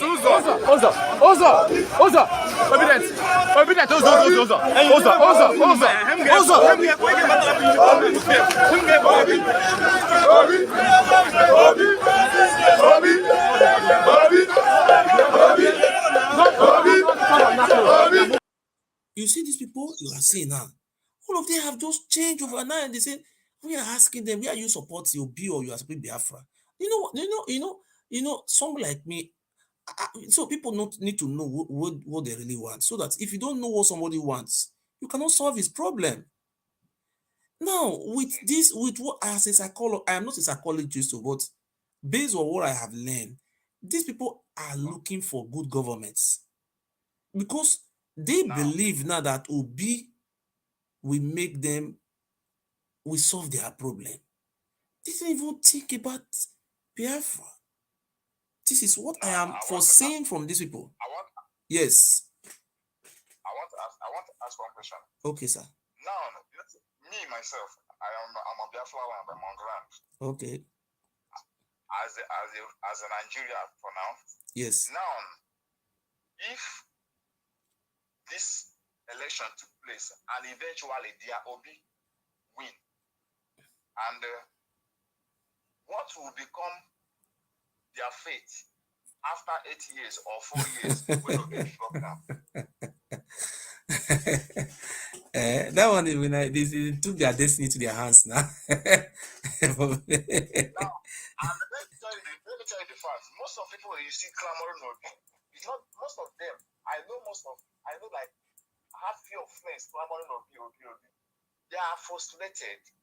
Yes. The frustration is what the frustration of holding among the kind of under consideration is one of the things that make them believe that at least let them have Obi on the track. Probably their leader could be, as in our leader could be the lead, which is not the plan. Okay. You understand? But to be honest, I'm not seeing Obi coming to that seat. And even if he had entered that seat, the insecurity is going to be more worse than what we are seeing now. You are very intelligent. You are so very intelligent. I'm 100% sure that federal government, which is Fulani, can never allow any ethnicity to rule on that particular seat in peace, if not in pieces. Because the last time I listened to Lai Mohammed, the interview they were asking Lai Mohammed, how can you credit if they ask you to credit your government, what are you going to do? He was like, he's going to credit the many. You ask him how. He said their government story was like the one of Elisa that have found out from Europe for 3. That if nobody praised them, they're going to praise him. and he's telling a channel TV that is promising them that even if another person took place in 2023, the insecurity will be worse. Okay. People are not living the high lighting in the world. Now, before election, they have already how now that we are bandits. Everybody knows that it's a bandit. We are bandits today. They know if you put armor tank here. The armor tank was employed to fight for ESN, that is fighting for bandits. No, let me tell you about the issue of putting armor card. Let me clarify that, please. Okay. According to the Nigeria Constitution, according to the law, it is only the state governor that can request for the army. If you see there is armor car in Imo State, it was Hope Uzordima who requested them to come, because who is going to pay them? The money that is being allocated to to your state for development, that is the money they will be using to be paying all those people. It's not it's big money, because I remember in my states when it was NSAS started in my states, the governor of my state traveled to Abuja. He met with Buratai, the former chief of army staff. He met with Buratai and he requested that they should deploy army to flush all those cultists, those criminals. No, my brother, we have so many criminals and terrorists in my state. Okay. All those cultists who are looking for an avenue to cause mayhem. The army came the very day they were flushed out from the streets. I am not trying to say we don't also have criminals everywhere. Even my village, we also have criminals. So what I'm saying is that these people are not there by themselves. It is the governor, Hope Uzordima, who requested for them. Sure. So that's why I'm telling you Sure. now that there is you see Fulani Gumi, a cleric, go and hold meeting with a bandits, and they will be eating together. We sit down together. So what is different with Hope Uzordima? Hope Uzordima can go to ESN base and sit down. They are his brothers. Hold meeting. They will not kill you. With special arrangement, devil can see God.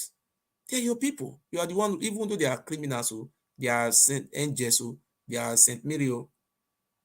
If Gumi can hold meeting with even the governor of Zamfara State will hold meeting with bandits. What is wrong? It's nothing wrong now. I think your brothers, don't kill them. Calm them down.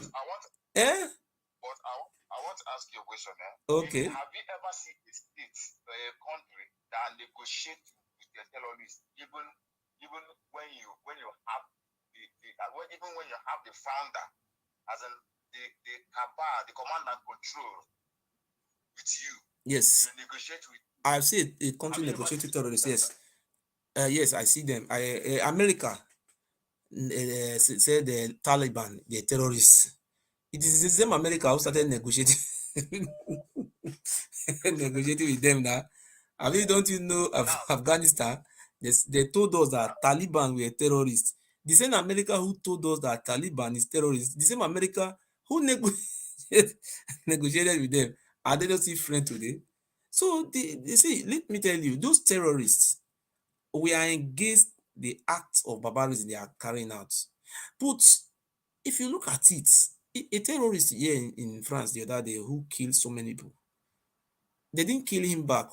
They put him in life imprisonment. But let us say I am not defending terrorists too, but those terrorists, they are much in numbers. We are talking about thousands. I think these people are in thousands, so they are. But the thing that is surprising me, they will leave their own comfort zone. They will come to our region, kidnapping people, carrying out different. This thing is imagining me. But I am not in support that they should kill all the old Fulani bandits. What I am suggesting that the emirs, the Sultan of Sokoto, their traditional clerics, leaders, they should call these boys, they are their boys now, they are from their ethnic tribes. If this thing is happening in Yoruba land, these Fulani bandits, the Yoruba people have the machinery to call their people to order. But look at the one that is happening in the north. They can do it, but they don't want to do it. If the Fulani really want to do this thing, to not take them 2 weeks. Dangote have money now. Can't Dangote bring out money to resettle those people? They have many. See, only one state in the north is bigger than the whole Igbo land. Niger State is there. They can carve one local government, resettle those Fulani there. There is no problem. Eh? One state in the north cannot be bigger than. Do you know where the map that Oga, let me tell you. Edo State, 17,000 square kilometer of land. Edo State, where I come from, 17,000 square kilometer of land. Imo State is 5,000 square kilometer of land.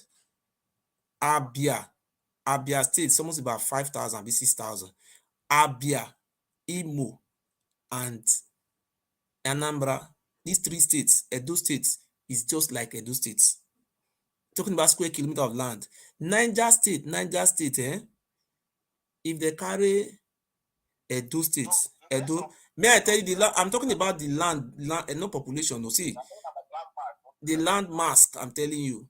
So that's what I'm trying to tell you about the land mass. Niger State is bigger than Holland. You know Holland, this Netherlands. Only Niger State big person. So the population that in Niger State, how many millions? Small compared to population. So if they want to really, the Northerners want to really resettle those bandits, they have land, but I don't know why they are coming towards the south trying to overpower. That is what I don't understand. Only Niger State, only one local government They will create local government, put all those Fulani bandits for there. The Northerners have the money to do these things. Why are they not doing it? I don't know why they are just allowing these people to be killing. Have the army and the ammunition to make sure to put those terrorists under control, and they are not doing it. Now the IPOP leader they are holding, they carry IPOP leader and hand over to DSS. Why is DSS not protecting people from prison from breaking?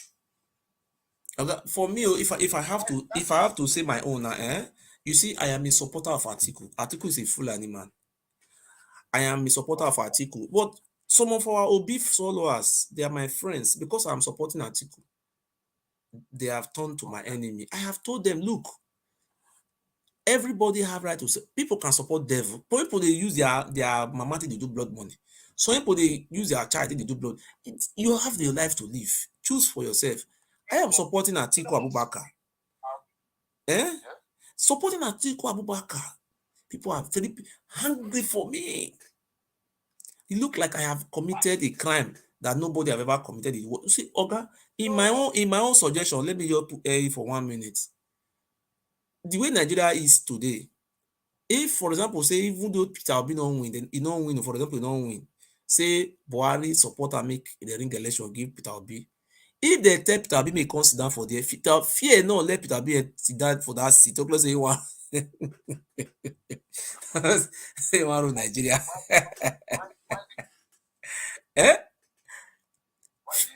Fear because the people that are surrounding him, Oga,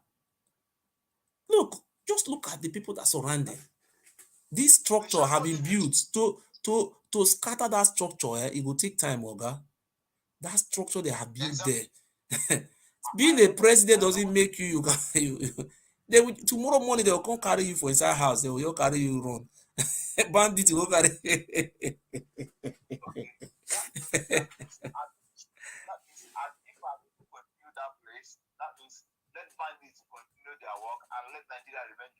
No, my advice now be say, for me, I don't support Tinubu and I don't support Atiku and I don't support P2B.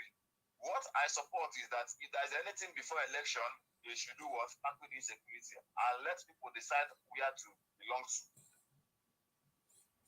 I support you for that, sir. That one you have just said, I am supporting for that. But I want to also put this one straight to you. I have supporting Atiku because I know Atiku have said it 2 days ago. He said they are going to create a state police. Because if you look at what is happening in Benue State, where the Fulani bandits enter the forests, they kill people, they rape people, people no fit go back to their village because the law of Nigeria prohibits states from giving out military weapon because there is something like state police. The law approves now this thing they will use a pump action. So if there is a state police now, the governor get right to buy arms for the police. It shows those Fulani bandits go fit stay there. They go crush them between 48 hours. They will be crushed. All of them go run come for that forest. You understand? I don't think so. I don't think so. You know why? Okay. I don't think so. You know why?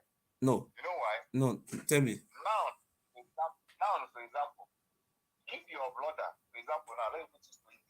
If your brother is a thief and is your brother, will you yourself buy ammunition, give other people to help you to kill your brother? No, we say state police. We say state police. When we say state police, there is a law I've already given you the power. Now, you know what is called state police? We use it here. Yes. I think it's a Fulani man, right? Yes, Fulani man, yes. I think it's a Fulani man. Yes. And all this banding and everything that has been happening, I have never seen that acting towards it or condemning it. You know why? You know why?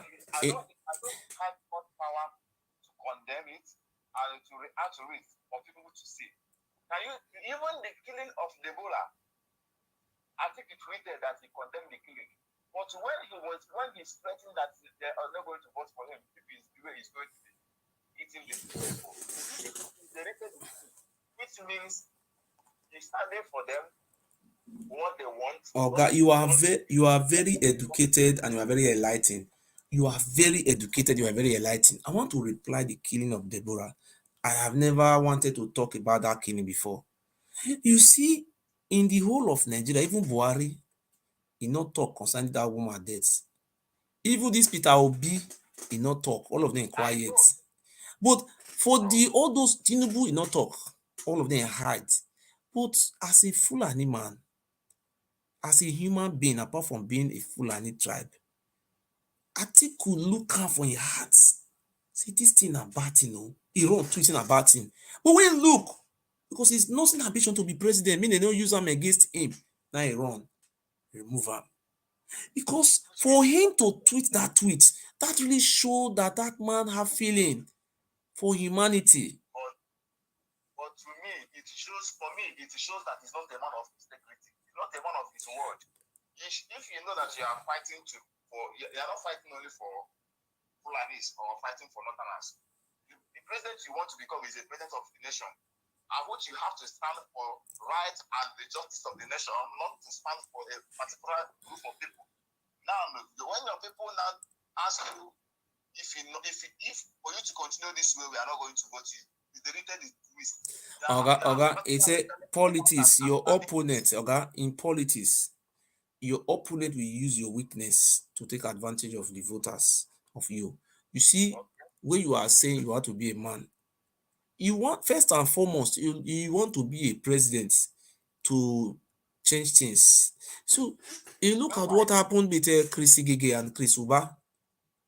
When Chris Igige was trying to be governor, they took Chris Igige to go and take swear juju to swear oath. He agreed, say yes, I will swear oath, he do everything. But after he had become governor,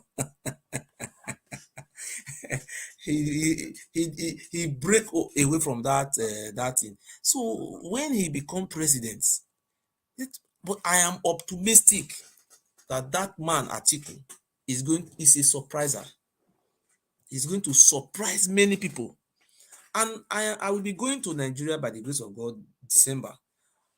I know Nigeria is not safe because I must look for money now to I will in the security. I want I will go to tight up security for myself because I will not use myself to play bundle. I don't want them to go and kidnap me. So I am coming to Nigeria because my state is safe. If you are living in Nigeria, those state is a safe state, very safe. The first time I spoke to you, you tell me that when you are coming to Nigeria, you are going to visit me in Lagos. I supposed to have come since then, but now based on I have a newborn baby, just my baby is 6 months old. I have to take a maternity leave because my woman, she's a white woman. She work in a very big office because the money she's receiving. Me, I don't go to school in this country. I'm just a laborer. So my woman, she's a European citizen. And she's cool here, and she will be somebody receiving 500,000 naira in Nigeria and somebody receiving 100,000. Who is to stay house? Who will stay house first side? Not be the one they receive 50,000 will stay house, so that 500,000 will reach us stay do something. So that what I'm saying now is that I will be coming to Nigeria by December. And I will also announce it.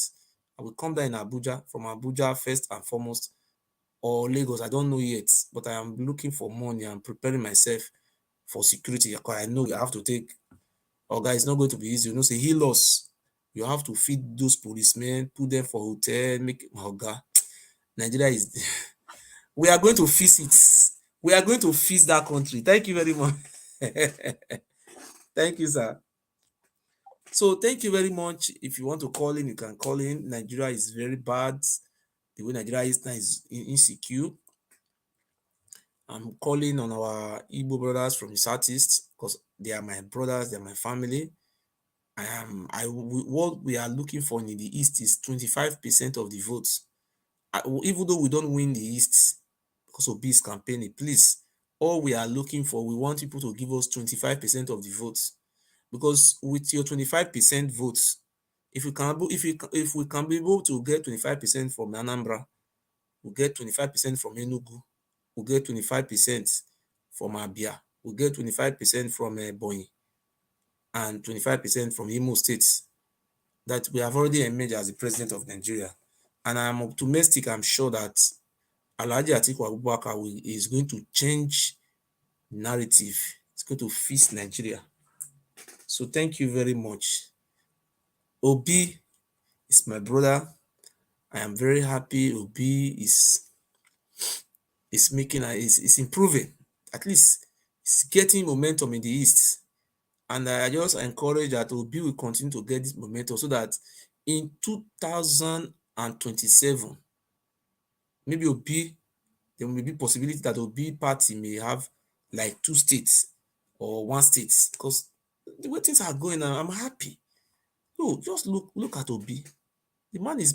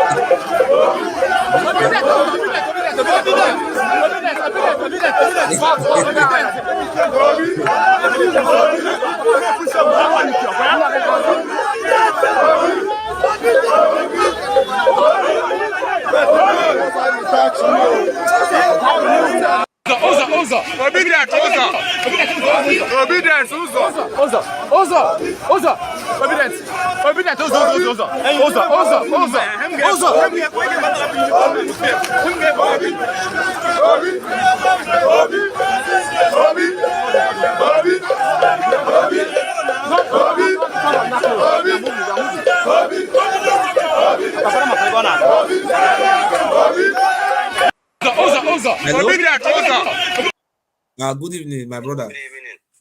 You are welcome. Good evening. I wish I have the same courage and tenacity like you have. Okay. Thank you very much for the wonderful work you are doing. Thank you You too. deserve all the accolades. And I think Nigerian government and Biafra government should be paying you for the wonderful work you are doing. You are making their job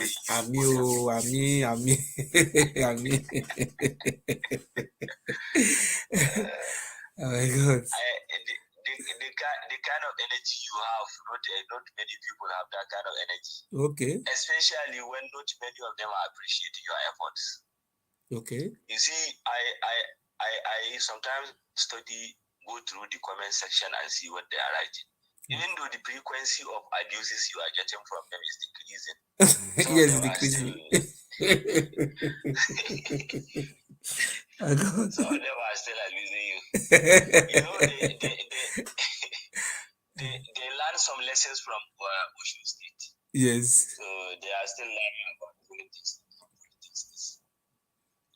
So the things you are talking about regarding insecurity, as I am talking to you today, for the first 3 days, yes, the roads in Zamfara State are completely terrible, my brother. My God, it's blocked those now. Bandits. Yeah, those bandits. Today we had a meeting with so many people from different places. Okay. As they are going back, some of them, they were shot at.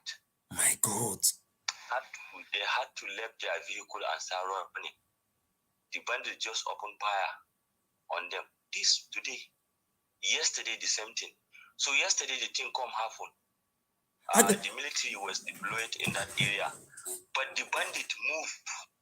They left that place and moved. Today, they operated on the same road.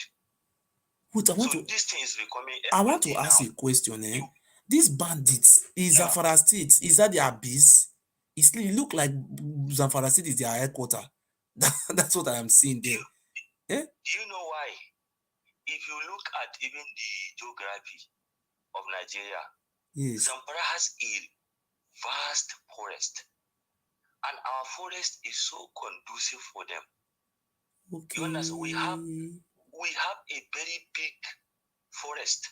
Our forest is linking us to Kaduna, to Niger State, to Kebbi State, to Sokoto State, to even some part of Southwest. Even to Niger Republic. Yes, even to Niger Republic. So, and these people now, at the beginning of this fight, the military used to disappear inside the forest. It is so big. You understand? It's so big, and these people, they are living there. They are familiar with it. It's very difficult to fight them during this rainy season. Okay. That is why even the helicopters, they cannot see them during rainy season because it is so greeny. They are under the distance. They cannot be seen. So, the advices you are giving now, the problem is even the royal leaders are afraid to talk. Because if they talk, those bandits, they can come and kill them. Yes, they kidnapped one that day in Zamfara, one emir. They kidnapped the emir. And do you know something? The emir they kidnapped, his title is Emir of Fulani. He is a Fulani one. Yes. In fact, his title is Emir of Fulani. In fact, he is a Fulani, 100% Fulani man. They kidnapped him and they kept him for more than 3 months. So what we are having now, these people are heartless. They are heartless. The only solution now, I think, the only solution now is fight them, kill them. Then those that are not involved, the advice you give, bring all of them back to the north because they are not doing anything there in the south. There is no even land for them there. There is no land in the south. There is so much land here in the north. Even Niger State can. No, Niger State is bigger than 5 states in the whole East. Only what do they want? I say, which land are they looking for? But that is not. This is. No, I don't know what these people are looking for. Lands. There is no land. There is no land in Southeast. Let me tell you, Niger State alone is bigger than Southeast. I know. Now, if you are traveling from say from Abuja to Kebbi State, it will take you like maybe 10 to 15 hours, 10 to 12 hours. And good road though. So they have good road over there. I know. So, see, let me tell you, this one I got to focus. The size of Zamfara Sokoto Kebbi alone is bigger than Southeast.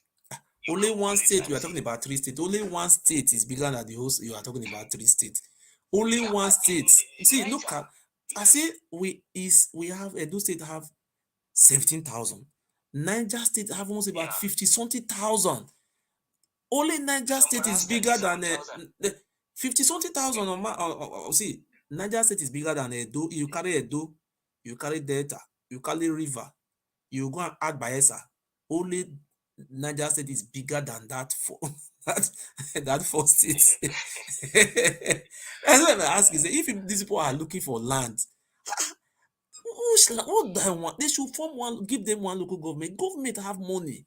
They should resettle them in one local government and disarm them. Because you cannot, these people are thousands. You can't kill thousands. You cannot kill thousands of them. All you have to do, I was thinking maybe it will be possible for, because not I know right from time, according to history, the North is built on a leadership structure. But you know, my brother, these people, they are not Northerners. They are not Nigerians even. Some of them, they are not Nigerians. That is why a Northern Fulani man cannot kill somebody. You understand? But these people that infiltrated Nigeria, they are the same one that are infiltrating other countries around Nigeria. So, and they now integrated themselves. They integrated themselves with some of the resident Fulanis. And not only that, any village they went, if they want somebody to join them, if they don't join them, they will ransack the entire village and kill everybody. My God. You understand? So, and the government is showing them weakness. Because of that weakness, the government is showing them, those people, they are not afraid of anything. So now, government has to be in control. Government has to show strength. Government has to show the will to fight them. Government has to show them that they are not. Government has to show them that the government can crush them. You know why I'm saying this thing, eh? You know why I'm saying this thing, eh? Yeah. You see, I have always said this because I have read the history of the Nigeria Civil War. Now, with the population of Nigeria then was about 30 million, maybe 20 something million. Now we are now 200 and something million. I don't want anything like war to ever happen in Nigeria. Because even though without even shooting gun, my brother, just imagine now a truck that is taking a diesel from Warri going to Jos.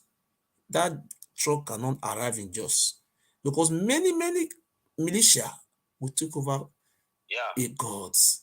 That is why I'm appealing to the northern traditional rulers. They should hold emergency meeting. This problem now, they should hold a meeting. I'm not. This is not the problem of the Yorubas now. This is not the problem of the Southern now. This problem is from that very side.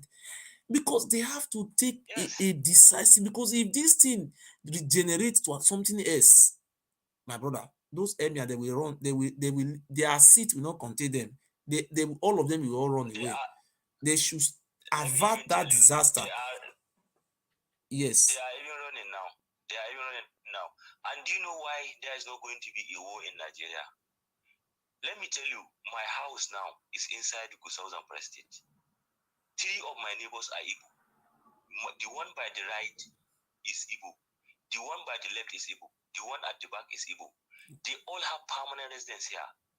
The biggest company for mining gold in the State here belongs to Igbo man. You understand?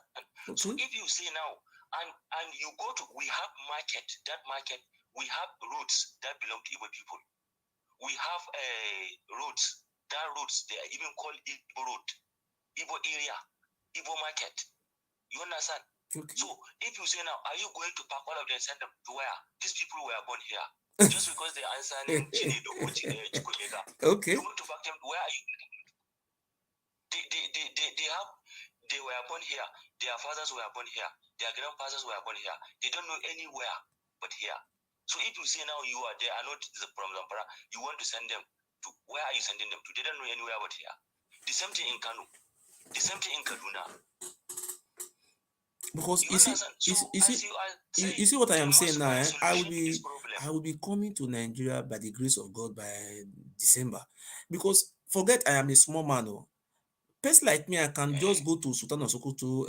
I will write a speech. I'm going to read there that very day. Want me to meet Sultan of Sokoto? I will go there, even though without a special arrangement. I will just say I'm from Germany.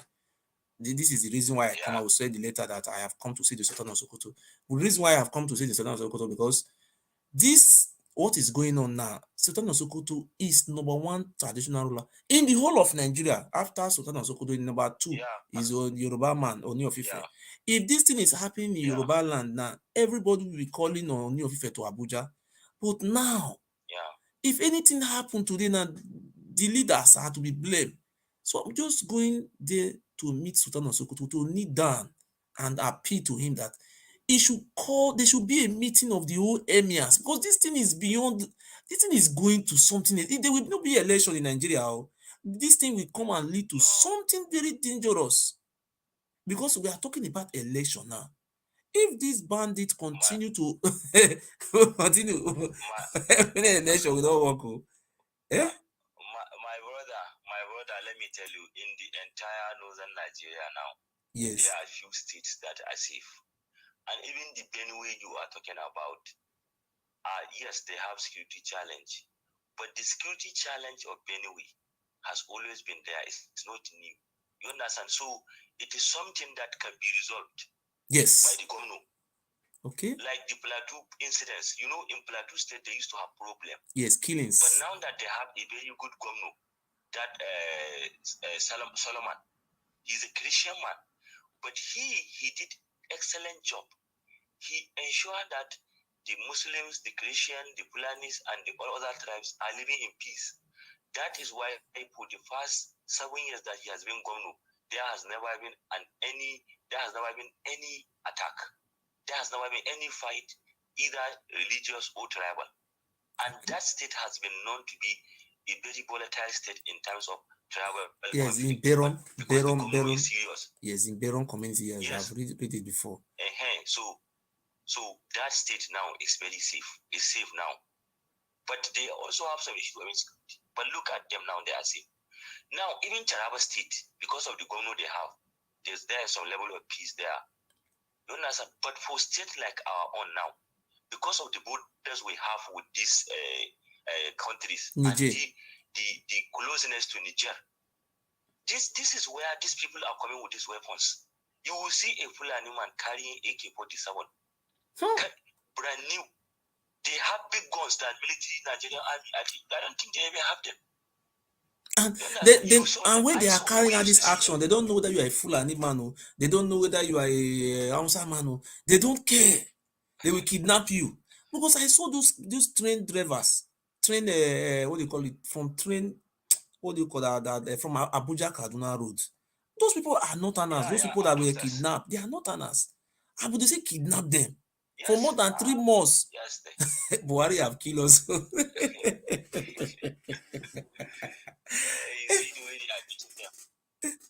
It's not Buhari is not even talking. He'll just quiet. He'll be looking at you. He don't talk.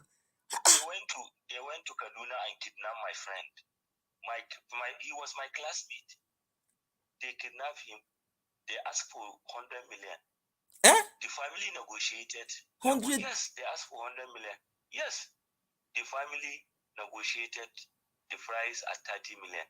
They agreed 30 million. When they called us to come and contribute and mobilize, we contributed money. When they went to give the 30 million, the bandits said they were joking. They need the 100 million. They are still holding him after collecting the money. So the family now they are suffering. But I want to ask a very what do you think by calling the whole emirs, by the whole emirs holding a meeting with their state governors sitting down they cannot resolve this? Or do you think the military have the capacity of fighting these people? What is the way out? What do you think is the way out? The way out is joint military exercise. The military, the army, the infantry, air force, everybody, and they should deploy enough of them. Nigeria has the capacity, not all this one, they can destroy them. But Buhari don't have time for them. Hey, if you talk about this people where Buhari is, not listening to you. I don't know, who knows who is even in control of the government now? Is Buhari in control? It's not Buhari. Buhari wife said it's Kaba, it's not Buhari. We don't know. So you see, that is why even now people are scared that if Tinubu is elected, it is still going to be the same thing. Because Tinubu is a good man. Tinubu is good, is going to be, is an action man. You understand? So if Tinubu wins, it is still going to be controlled because Tinubu is also old and sick. Yes, he's very sick. His show is very sick. That man is a good man, but he's too. If the man stay more than a year in that presidency, after the campaign, the man will go to hospital and maybe be paralyzed after the campaign. He will likely paralyzed because the man is too weak. It's too much. It's going to be too much for him to bear. You know how stressful campaigns are. So the only option now, I think, is Atiku. I know that is why I'm campaigning for him. I know that man is going to, because that man, those people are just making noise. Let me tell you, I will promise you this thing today. Go and mark it. On election day, Atiku is going to win the whole 5 states in the whole East. Go and mark what I tell you. The Igbo people love the Fulani more than no Igbo man will vote for Yoruba. This have always been their way of living right from independence. In the first republic, it was Nnamdi Azikiwe and Tafawa Balewa. The second republic, it was Ekweme and Shagari, and it was peaceful, no fights. Those are they are writing. Shut up! You are stupid. See, they are just writing, insulting me. But you said the insult have calmed down. Everything is going down. You will see this thing I'm telling you, because most of my supporters, strong supporters that were supporting me before they come to meet me, will love you so much. Why are you supporting Atiku? Don't you know Atiku is a Fulani man? I told them, I said, look, We have in my tribe, we have the Oba of Benin, we have Oni of Ife, we have Sultan of Sokoto, we have Emir of Kano, we have, even in Edo State where I come from, we have many traditional rulers. But that one is calling himself for the Oba of Benin. Have you ever seen a traditional ruler behaving like that one? A man who will marry his own sisters. Can you marry your sister? Can you marry your sister, have children with your sister? I tell them. It's supposed to be the beacon of morality. Thank you. I have told them, I have encouraged them, say, look, Atiku is a Democrat. He's a politician to the core. Atiku started politics during the time of Gongola State. He understands the problem of Nigeria. Buhari is a military man. That one is a democracy. Buhari is a military man. Atiku is the only one that is talking about restructuring that they want. He's the only one because everything his campaign slogan is in federal government, which means decentralizing everything. You see what he said? So it's like he's restructuring. He's going to restructure Nigeria for everywhere. Don't you see what the Benue State governor said? Look at what Wike said. Wike said he's not leaving the party for him. He said he's not leaving the party. He's going to remain the party. What did this man say? The Benue? All of them have seen it. Thank God now. Those people who were said, oh, I told them, look, you can, this is, they want, I don't know if you know one man called Adeyinka grandson from Europe, but you know him?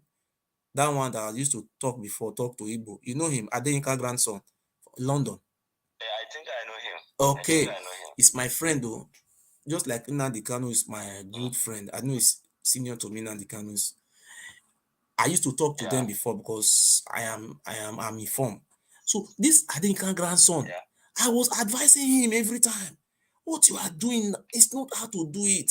You cannot be brandishing the whole Igbo as he called them terrorists. He called them very bad. I will tell him, don't do this, please.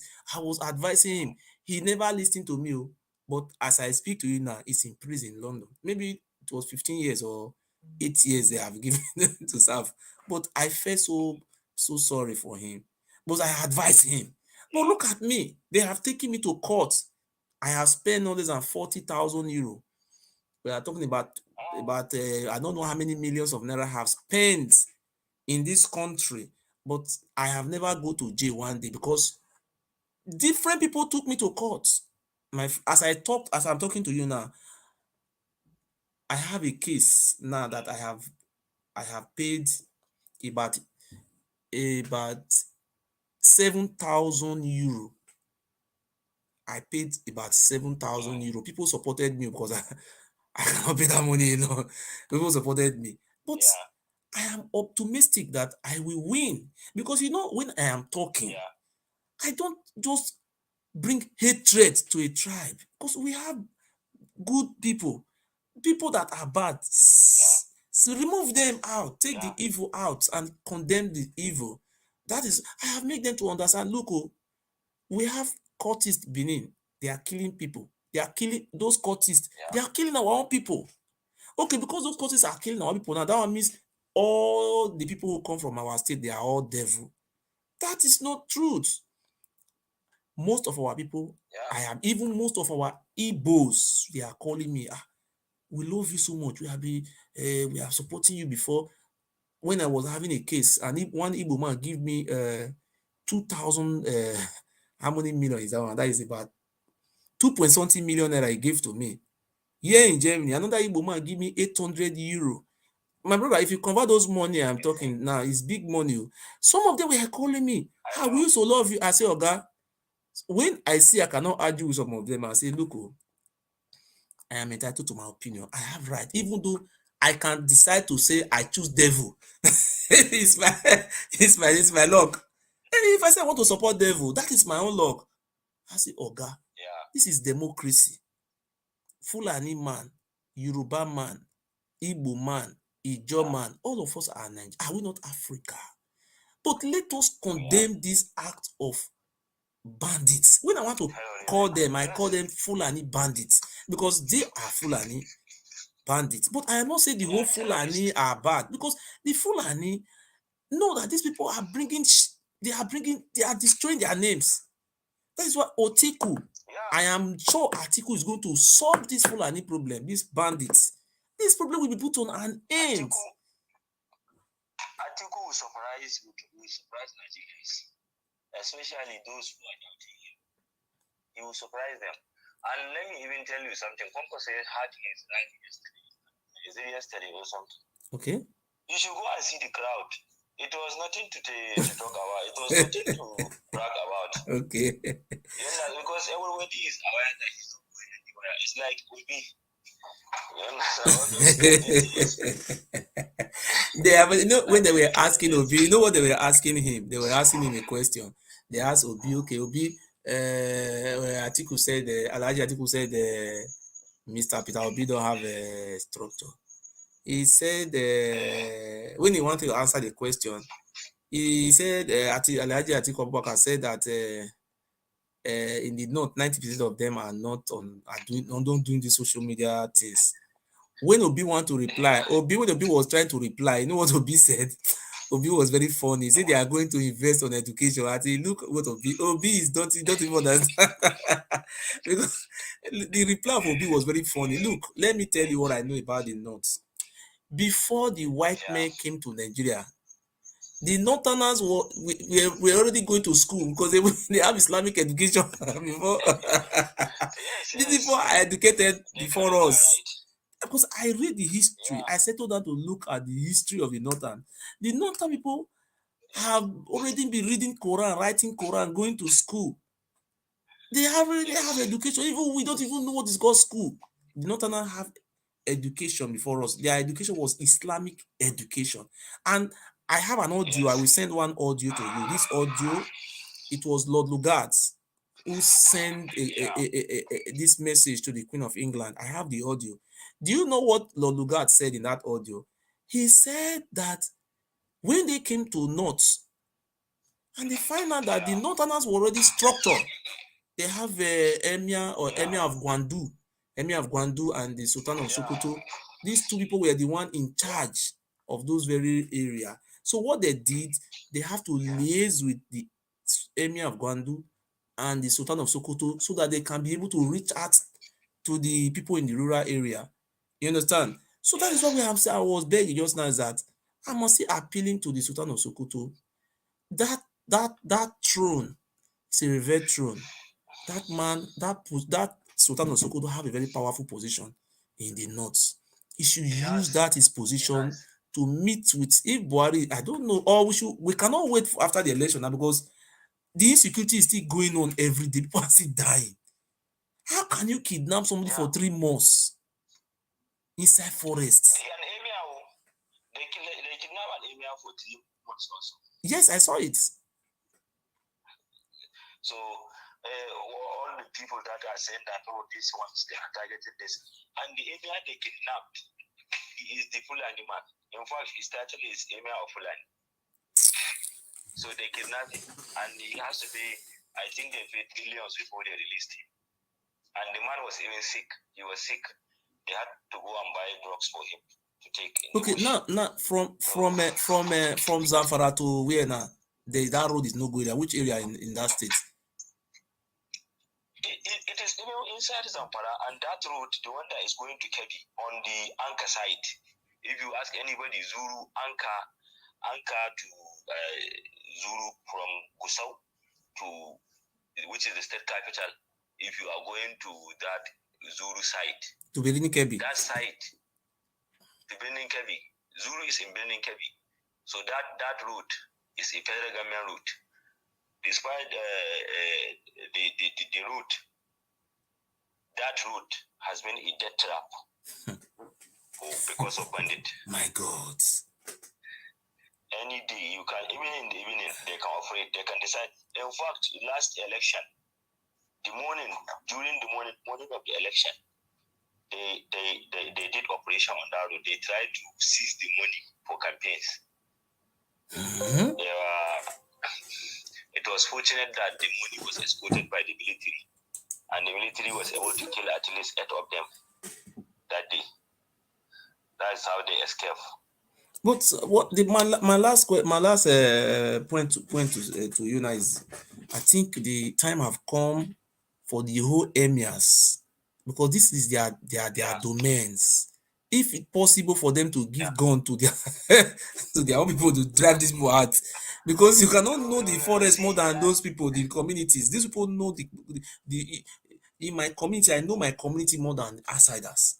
If it come to that extent, the federal government should empower those emirs to fight these people out from that forest. If they want to resettle, they should give them a place to stay, not by blocking everywhere. Yes. My brother, see, that cannot work. Do you know why? Because if you increase the presence of guns among people, then you are going to have serious problem. The only way out is a joint military operation. Police, army, air force, mobile police, everybody, bring them. Saturate the entire area. Like brought about 500,000 men here. If you neutralize them here in Zamfara, all those ones in Kaduna and this thing, because the forest there is not as dense as the one here in Zamfara. So if you can neutralize them here, then you can chase them. You understand? Yes. You can actually chase them and kill them along the road using helicopters and other things. But now these people, they are roaming about. Nobody care about them. It's just that when they come and kill people, then the military will go and fight. And then even if you see the number of military that are going, you will send maybe like 5 hillocks. These people, when they are traveling, my brother, you will see them 300 on a bike, 300 bikes. My God. 300, and each bike is carrying 3 people. That is around 900 people. That's how they move. So it requires an army to fight them, not just like just military. So 50 military men to go and fight 900 bandits with superior weapons. Well, many people in the north now will be relocating. All those big men now will be relocating to Lagos now, because in the east, no big man can sleep in the east now, because they are like Obi. Obi don't live in the east, to live in Lagos. My brother, they don't even come back. Everybody's running now. They don't even come back for Salah and Christmas now anymore. To the north, they stay in Abuja and Lagos. Or they should go and look for helicopter. In the northern people, that you go and borrow a helicopter to go home, because they cannot go with their own vehicle. Thank you very much. We talk tomorrow. Thank you very much. God bless you. My brother, you see the way the country is now. The thing is everywhere. So we have to see. We must make sure that we use this platform to enlighten our brothers and our sisters. Because we cannot be hating ourselves. We have to go inside and know what is really going on. That's what I am doing, because he is calling from Zamfara State now. In the whole of social media, my platform is only platform somebody calling from Borno, from Yobe, from Zamfara, from Enugu, from Rese alone. They call it all over the world, because the reason why people are calling me here is because I am not a tribalistic man. When I go towards this, you follow me. You see, this is a Fulani man who calling just and said the only solution to them is to bomb them. Is it not the Fulani man saying this? Fulani man is telling you, say, look, okay, what do you want me to do? He has said this. I said, do you think he said, no, these people is short. Their mission, they don't want to listen. The best way to do is to bomb them. And Buhari is not ready to do it. I say they are much in numbers. What are we going to do? So people that are sponsoring them, maybe they are part of Buhari government. So thank you very much. Before we go, our brother Obi, let me see play it too. Oza, obedient, Oza.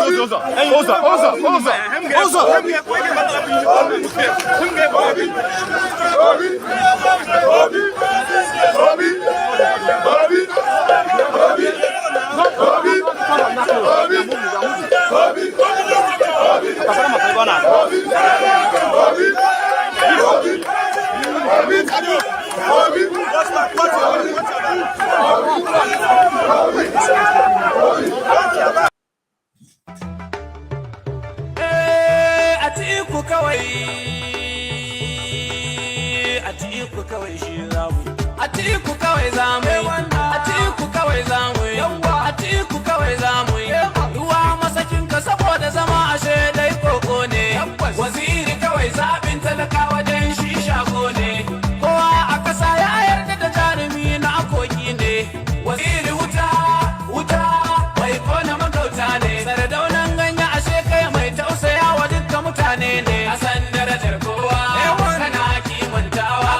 Wadin namiji mai damke matasa har da dattawa. Ka zo ka rike talakawa, al'ummar mu suna kewa. Waziri mutane na so duk kasar mu suna nema. Waziri fa tauraro ne in ana maganar baiwa. Ka zo ka rike mu bar hannun maso mu zama gawa. Kana da kulawa baba Atiku ja kauce mun bi. Ku bani kiɗa dan nai wakar Atiku kawai jan gwarzo.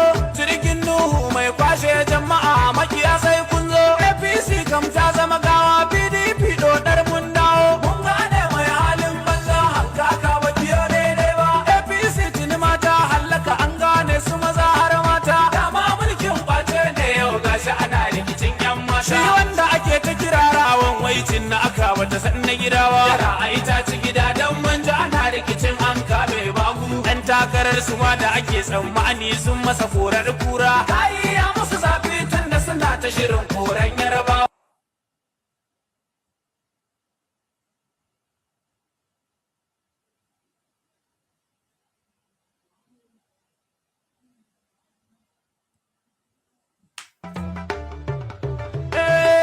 Atiku kawai, Atiku kawai shi zamu. Atiku kawai zamu, Atiku kawai zamu, Atiku kawai zamu. Ruwa masakin ka saboda zama ashe dai koko ne. Waziri kawai zabin talakawa dan shi shago ne. Kowa a kasa ya yarda da jarumi na akoki ne. Waziri wuta, wuta, mai kona magauta ne. Sardaunan ganya ashe kai mai tausaya wa dukkan mutane ne. A san darajar kowa, kana kimantawa. Wadin namiji mai damke matasa har da dattawa. Ka zo ka rike talakawa, al'ummar mu suna kewa. Waziri mutane na so duk kasar mu suna nema. Waziri fa tauraro ne in ana maganar baiwa. Ka zo ka rike mu bar hannun maso mu zama gawa. Kana da kulawa baba Atiku ja kauce mun bi. Ku bani kiɗa dan nai wakar Atiku kawai jan gwarzo. Jirgin Nuhu mai kwashe jama'a makiya sai kun zo. APC kam ta zama gawa, PDP dodar mun dawo. Mun gane mai halin banza hankaka ba biyo daidai ba. APC tuni mata hallaka an gane su maza har mata. Dama mulkin kwace ne yau gashi ana rikicin yan mata. Shi wanda ake ta kirarawan waicin na aka bata san na gidawa. Yara a ita ci gida dan manja ana rikicin an kabe bagu. Dan takarar su ma da ake tsammani sun masa korar kura. Kai ya musu zafi tun da suna ta shirin koran Yarbawa.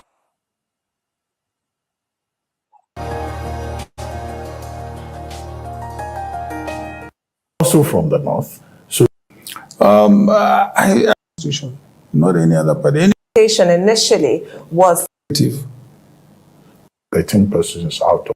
Is that you must understand. accept the idea of another northern president after what will be To give back to this country or to my society what this country has done for me. Because if I were to be born around this time, I don't think I would have been that fortunate, that lucky to become what I have become today. So I am more or less driven by the passion to give back to the society what this society or this country has done so much for me. So basically, this is it. So it is not a new thing, either in politics or even in history. We have several leaders all over the world who have made attempts to serve their country. One of the greatest presidents, you know, in the American history is Abraham Lincoln. He was somebody who ran up to 5-6 times before becoming the president of the United States. At this my age and what I have been able to accomplish, I don't think I desire anything more than the passion, to serve, my country and my fellow countrymen and women. So this is what is the driving force behind my persistent desire, to serve my country and its people.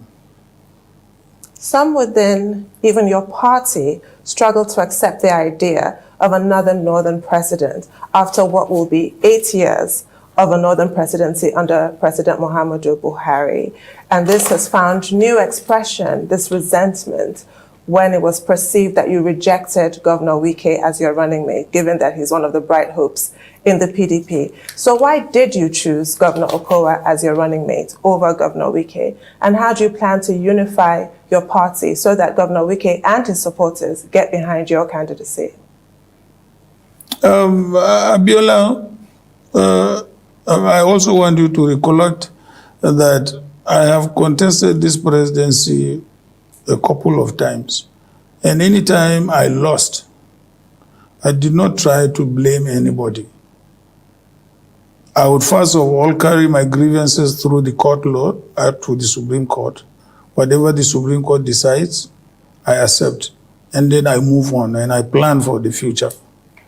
So first and foremost, I don't think that Governor Wike was not rejected. Nobody was rejected in the party. But the point is that you must understand it is the prerogative of the candidate to pick his running mate, a running mate that he believes he can work with amicably and then also deliver, the policies of the party and also try to unify the country. If you can go through history, I was given a ticket in 2007.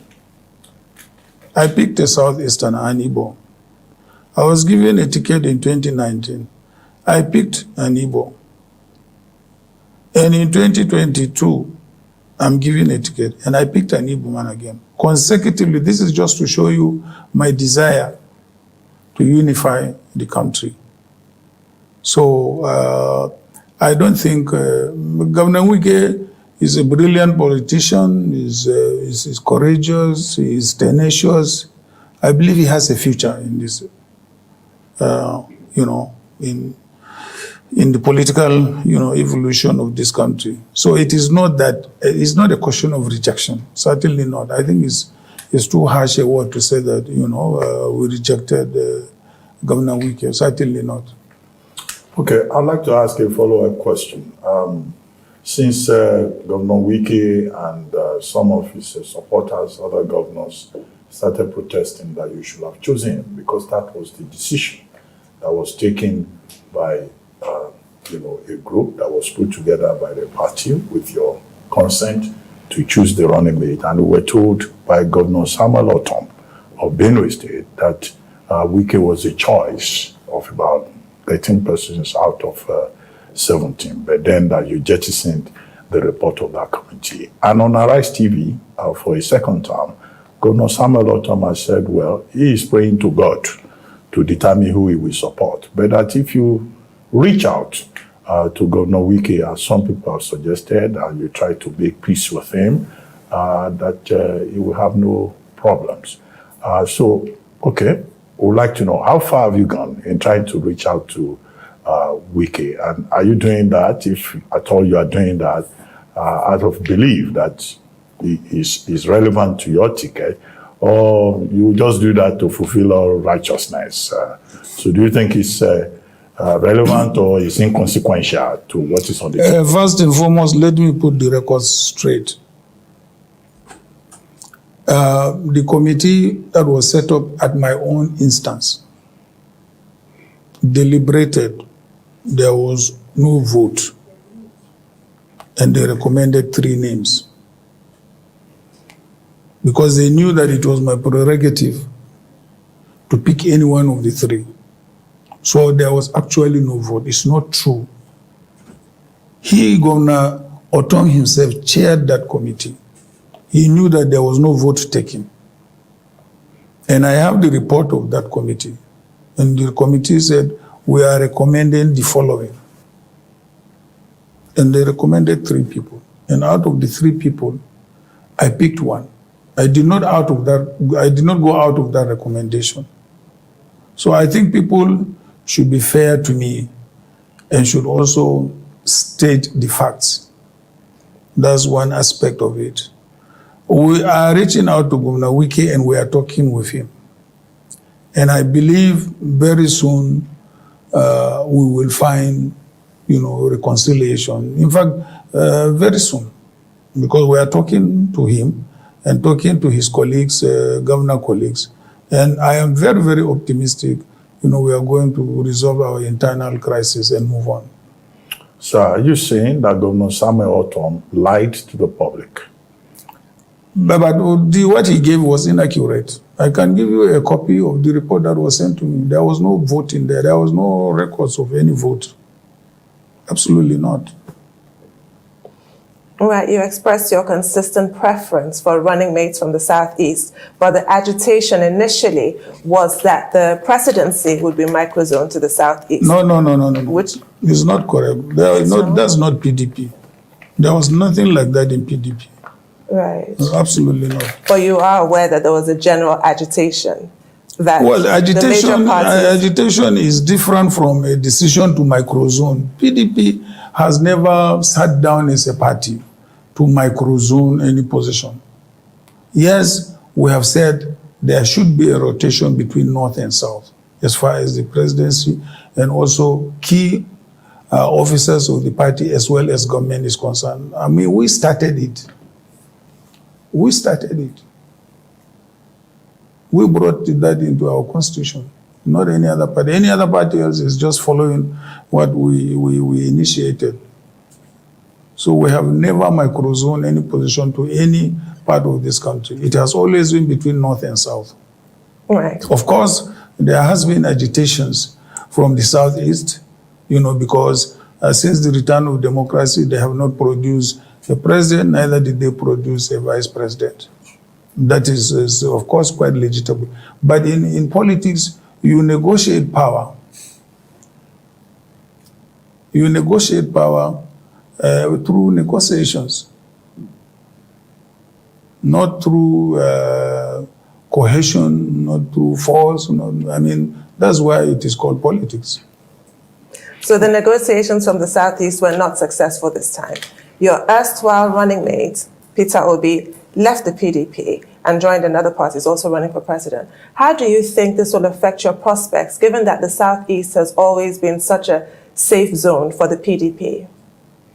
I really don't expect, the Labour Party to, to take as much votes from the PDP as people are suggesting. We could have seen it in the last elections in Osun State. What is the performance of the Labour Party? This is a party that doesn't have a governor, doesn't have members of the National Assembly, doesn't have state assembly members, and politics in this country depends on the structures you have at these various levels, at the local government level, at the state level, and at the national level.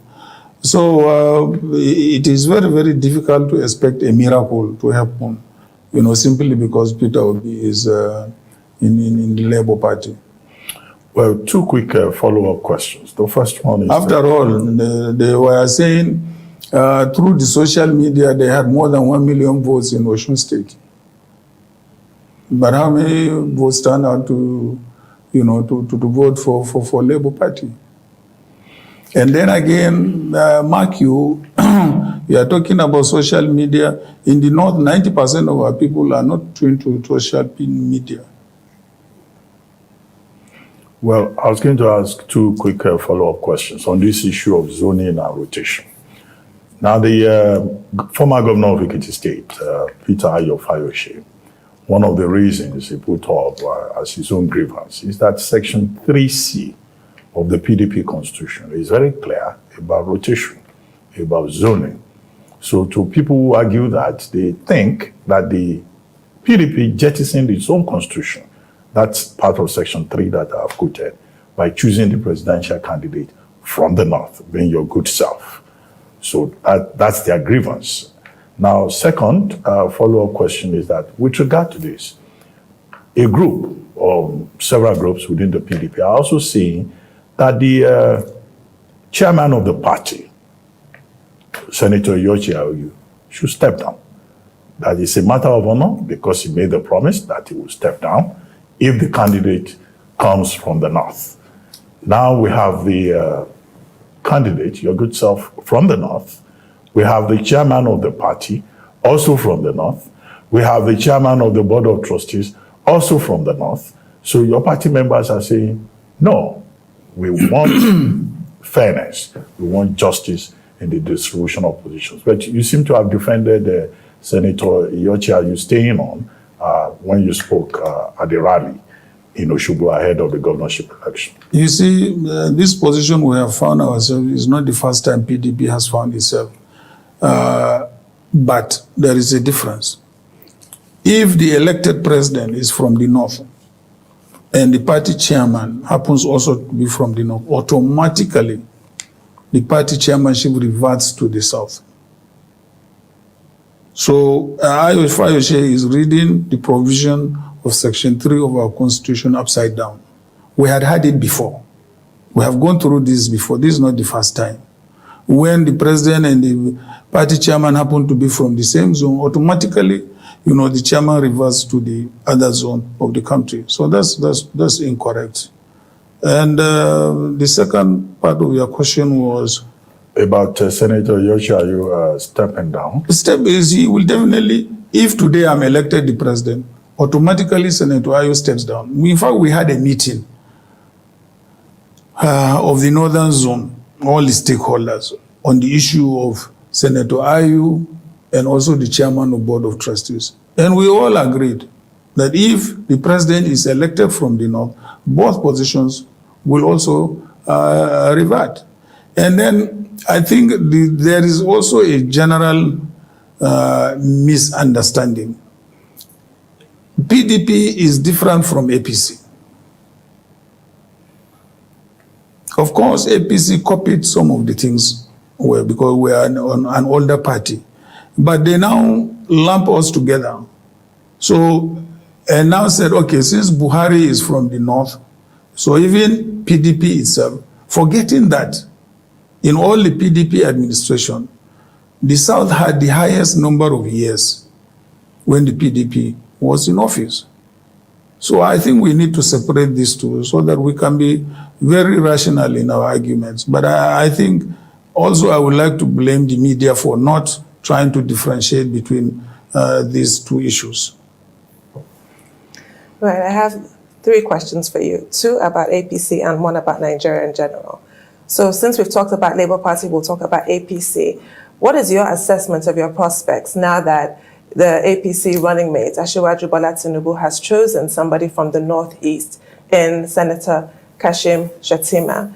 You're also from the Northeast, hence the question. Secondly, what is your view of a Muslim-Muslim ticket and its viability in a time such as this? And thirdly, the disunity that we find ourselves in as a nation. What are your thoughts on that? How did we get here as a country? And what will you do to heal these wounds? We go to that through APC now. We go to that through APC. My fundamental disagreement with Asiwaju since 2007 was on the issue of Muslim-Muslim ticket. That was my fundamental disagreement and departure politically from Asiwaju. Remember, I came out of PDP on the issue of zoning, and together with Asiwaju we formed ACN, and I was given a ticket in Lagos, and he insisted to be my running mate. And I said, no, I'm not going to have a Muslim-Muslim ticket. And because of that, he switched his support to the late Umaru Yar'Adua. That was the parting point. And of course, it is also a fact that when Buhari emerged in 2015 in Lagos, I opposed a Muslim-Muslim ticket. I opposed it. And my opposition actually reinforced the decision of President Buhari to pick, a Christian running mate. So I have all along opposed that. I don't believe in that. I don't believe it's right for a country, like Nigeria, a multi-ethnic, multi-religious country. There should be balancing of, interests, whether religious or otherwise. And then what was your other point? Your assessment of your prospects in the Northeast, because the APC running mate comes from the Northeast. Well, certainly my prospects are much higher. I think it's an unfair question to ask me because I know that my prospects are much higher. I mean, if you know the composition of the Northeast, you have Borno and Yobe. These are essentially two Kanuri states. And then you have the other states, which are essentially House of Fulani states. So even if people are going to vote on that basis, I think I have a more favorable, this thing from the Northeast. Okay, I was going to ask you about something else, but let me start with Asiwaju Bola Ahmed Tinubu, since you mentioned his name. Yes, in 2007, the two of you were together in the Action Congress of Nigeria. I mean, publicly, the two of you are friends. So how do you feel running against a man who is considered as your ally? Because people are already saying, well, there isn't much difference between the two of them. They are friends. They are like minds. So whoever wins between the two of them is same of the same. But the question I actually wanted to ask is about Ruga and your opposition. What? Ruga, your opposition to anti-open grazing law in some of the states or in all the states. In 2019, ahead of the election, you complained that this is a violation of the rights of the Hausa Fulani or herdsmen to live anywhere, to enjoy the freedom of movement. Now you want to unify the country.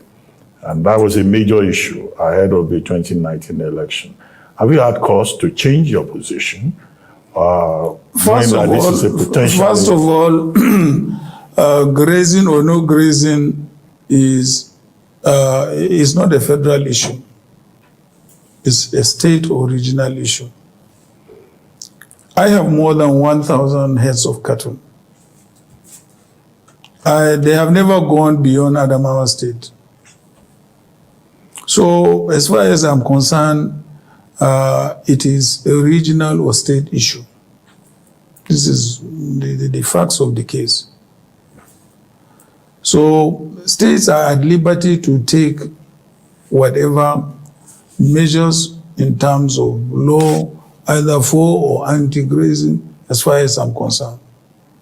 I don't think the Federation should have anything to do with it. And I believe that was even what used to happen even in the First Republic. Yes, in the First Republic, there was a grazing this in the northern region because we used to have grazing reserves then in the northern region. But then the region became, split into states. And it is therefore the responsibility of the states. It's a concurrent issue even in our constitution. I don't think we should try to bring about, either legislation or changes at the national level. How about you and Asiwaju Bola Tinubu being same of the same? We are still friends. Of course, that doesn't mean that we will not have political differences. We have been having political differences ever since we became friends. Nothing unusual about that. Okay, you are determined to beat him at the polls. Of course. Sure. Well, insecurity is another big concern in the country right now. How do you plan to address the violent attacks and kidnappings being perpetrated by Islamic extremists like Boko Haram and ISWAP? And then in the southeast, you have secessionist agitation. You have those enforcing stay-at-home orders every Monday and just causing complete mayhem. I think first and foremost, you have to give every part of this country a sense of belonging because there have been exclusion, to some parts, of this country. Like, I think 2 nights ago, I was arguing before a very, very top government official. I said, how come, which is a common knowledge to most of the media houses, we have 17 security outfits in this country, and all of them being headed, by one section of the country. That's a very, very serious imbalance. So how are you now going to expect, people not to protest or to rise?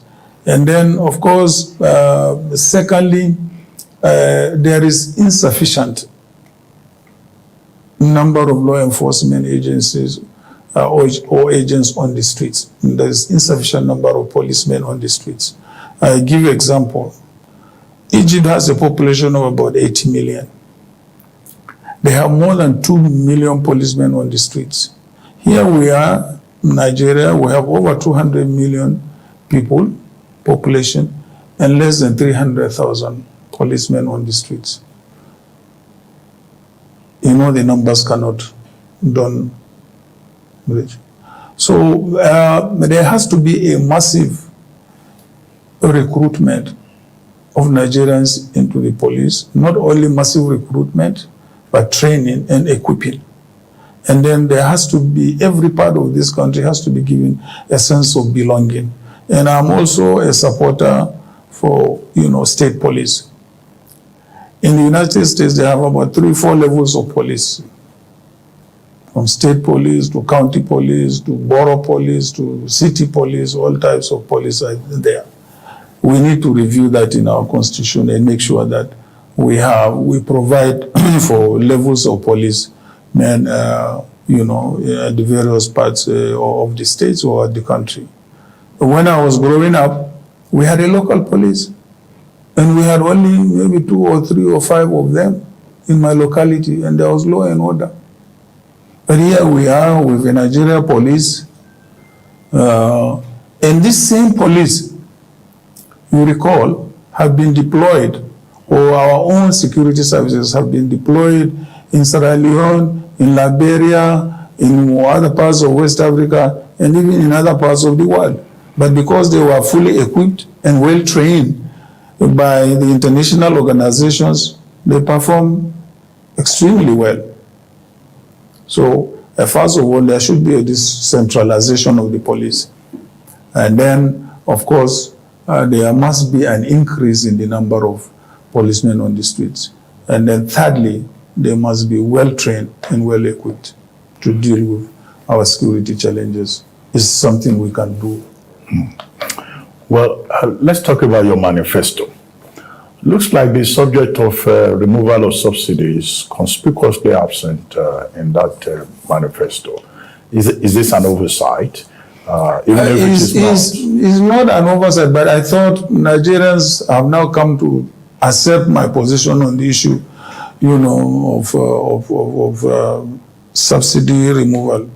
Recall that when I was vice president, we had designed subsidy removal in 4 stages. And I was the chairman of subsidy removal committee. At that time, I worked very, very closely with former Governor Adams Oshimole, who was then president of the NLC.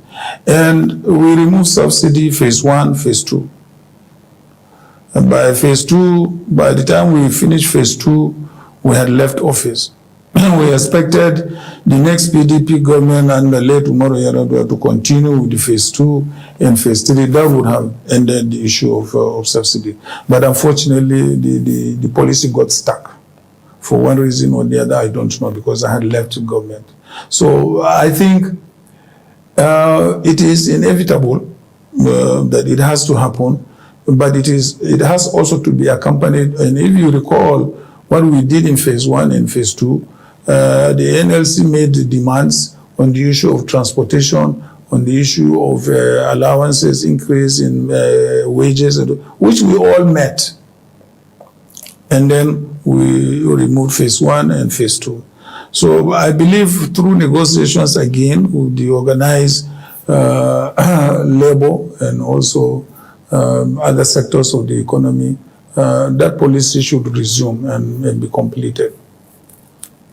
So let's talk some more about your economic agenda outlined in your manifesto, My Covenant with Nigerians. Yes. How exactly do you plan to break government monopoly of infrastructure sectors, which you mentioned in your manifesto, to give private investors a larger role? And also you refer to the current interventionist management of our exchange rate. What would you plan to do differently? What are you promising Nigerians with regards to our exchange rate? But I will support exchange rate is a central CBN's policy. I am not expected, to interfere as such. But what I expect to see is that I expect to see a convergence, of the CBN exchange rate and as well as the parallel market. This is what I expect to see because, I am a market-oriented, person. I believe in the forces of the market. So this is what I expect the CBN to achieve, a convergence of the exchange rate. And what about government monopoly in infrastructure sectors?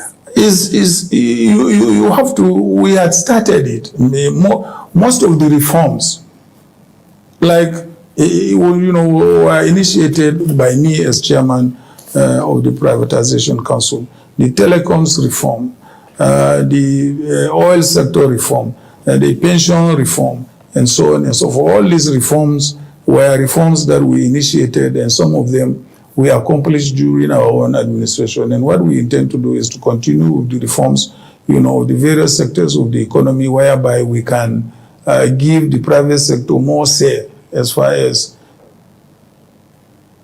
building, let's say, of more rail lines are concerned to link various parts of the country, building more roads. You can give them tax incentives until they recover their investment and made some interest in it. Otherwise, where are you going to get the money from to do it if you don't encourage the private sector to come in? Well, sir, yesterday the national grid of Nigeria collapsed up to the point of zero output, the 6th time this year. And on your Twitter account, you tweeted that this is one collapse too many. It is the 6th time this is happening this year alone. Yes. That's part of your tweet. But there was an immediate rebuttal by Omoyele Sowore, who is also a presidential candidate in this race. And this is what he said. He said the national electrical grid collapse started when you and Obasanjo invested $16 billion to procure darkness for Nigeria. The Buhari regime came to gazette grid collapse as a law. Alhaji Atiku, don't pretend that you care about the national grid. We can't continue like this. That's another presidential candidate. What do you say to this allegation? Well, he is my opponent. What do you expect him to say? He has all along lived outside this country. He doesn't even know the policy implementation or even the policy initiative. We started to, when we came in, the total generation was about 4,000 megawatts. We initiated the building of 9 additional power stations. 9. And by the time those 9 were finished, the capacity has gone up from 4 to about 13,000 megawatts. Unfortunately, no correspondent increase as far as the transmission lines are concerned. There is no way when your transmission lines cannot evacuate the power you are producing that they will not collapse. So they keep on collapsing. And these additional 9 power stations were completed by Jonathan Umaru, who was on it. He died and Jonathan continued and he completed them. So that's why anytime there is an increase in the power generation and then you have a transmission system that cannot evacuate the power, there will be a collapse. So he doesn't even know because he lives outside this country. He comes every 4 years and contests for the presidency and goes back. He fails and goes back again. So what does Sowore know about this country? Nothing, absolutely nothing. But what do you intend to do differently if you were to become president of Nigeria? Let me just give you a story, what I tried to do even during our own administration. I went to the president, I said, look, Mr. President, let us decentralize both generation and transmission. He said, what the hell do you mean? I said, look, let's use various other sources of power. Hydro, solar, even coal. We're still a developing country. And then break, the concentration. And the president said, no, he believed more in gas. I said, gas is going to be a problem for us because gas is only available in one location. And then it will take us longer time to have a gas plant that will supply the whole of this country electricity. And by the time you do that, you will find that the electricity you'll be generating is too heavy for our transmission. But if you decentralize the generation like in my zone, the Northeast, we have too many dams, they are lying idle. All what we need to do is install turbines. And then with our current transmission system, we can transmit the electricity. If you go to the Northwest, they also have too many large dams idling. All what you need to do is install, these turbines, and they generate electricity. If you go to the South, then you can use whatever form of energy is available, whether it is gas or hydro or even coal. After all, Mr. President, I said the entire eastern region was being supplied by by coal from Enugu at that time. So what is wrong? But unfortunately, we had a divergence or disagreement as far as that issue was concerned. And he said we must go on gas. And that was how we now started, the gas generating plants, additional 9. So I still believe it is something as a country we can consider to diversify our generation so that even with our current transmission lines, we can deliver, power to households and to everybody. It's a question of reviewing the policy.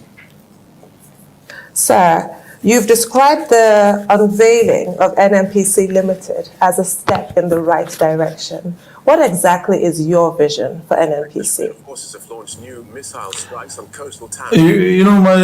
My vision with NNPC was the kind of vision we have with the LNG. In other words, privatizing substantially, NNPC to the private sector in the stock market, so that whereby as many Nigerians as possible, as many people, also even abroad, can acquire shares. This will improve, first of all, transparency, efficiency, and also root out corruption, and then also increase the profitability and sustainability of the sector. Yes, the government has announced that it is started privatizing the NNPC, but a lot needs to be done because it appears that it is being done secretly. In other words, nobody, Nigerians and other members of the international community, have not seen it in a transparent manner. If you ask me honestly, I do not know how it's being done and by whom and what's the scope of the privatization, how much is being privatized and how much is being retained by the government. I recall when we were in office, I invited some oil chief executives, multinational, and asked for their advice. how do we raise, cash for the government? I said, look, Mr. Vice President, even if you sell at that time, not today, if you sell maybe even about 10% stake of NNPC to the international community, you are going to get maybe about 35-40 billion US dollars. And with that money, you can build all the roads, all the railway stations, all the ports, all the infrastructure that you needed to do. And you would have also increased the efficiency and integrity of the oil company. And I, of course, made that proposal, to the president then. And then, of course, that was not, accepted. So I believe, just like the Saudi Aramco has done and raised so much money for Saudi Arabia, which they are using to invest in their 2030 program, that is the kind of thing that I expected to see unveiled. But that's not what we are seeing. We are seeing a very secretive transaction being conducted by the government, and I don't see any element of transparency there. We have seen the transparency that accompanied the Saudi Aramco partial privatization. We have seen how much money was raised and so on and so forth. We are yet to see, our own. Maybe we haven't got to that stage, I don't know. Well, if we may stay with the subject of NNPC commercialization a little bit more, I'm surprised you say that the process has been secretive, because the group CEO of the new company, NNPC Limited, in all the statements he has made so far, he's talked about transparency. In fact, he says NNPC is no longer transparent. It will be naked, and that accountability will be the watchword. But you say it's an incomplete process. So if you become president of Nigeria, obviously it will be one of the things you will need to deal with. So what will you do differently in terms of reform in the oil and gas sector? The second issue with this NNPC is a concern of the state governors. The NNPC is saying it's no longer going to be making returns to any federal allocation accounts committee, that it will not determine subsidy. It's just a business interested in profit and loss paying to shareholders. But the board, as it is now, where would the interest of the governors come in? Because these governors, these state governments, they depend on FAC allocation on a monthly basis. Do you think that their interest is covered or not? Well, I must be honest with you. I'm as blank, because other than the announcements, being made by the chief executive of the NNPC or whoever, I have not seen, in actual fact, the state governments or the oil producing areas being taken into account into the process that is currently going on. I have not seen, and I have not heard. So if you become president, will you reverse what has been done? I am not going to reverse, but rather I am going to open it up. In other words, whoever has a stake will be part of this process. Whoever has a stake, for whether oil producing areas, whether states or whatever, should participate in this process and so on and so forth. I don't see that happening at the moment. I only read announcements from the NNPC, that's all. Well, we also have in this country challenges with oil theft and vandalism. How would you address these and just reform the oil and gas sector if given a chance? Again, this is a task that you must bring in the security agencies from the naval forces to all the security agencies that have been set up. I understand for the securing, of our oil installations and oil infrastructure. I think everybody is left to do whatever he or she likes without coordination and also without supervision and without leadership. Well, like this administration, you've also been quoted as promising that you will lift about 10 million people annually out of poverty. And when Nigerians hear that, they say, oh, this is the same old story with all the GDP issues that we have. How do you intend to go about that, lifting people out of poverty and increasing the country's GDP? Oil only maybe accounts for about 20% of our GDP. The bulk of our GDP is non-oil. Basically, you must pay attention to agriculture.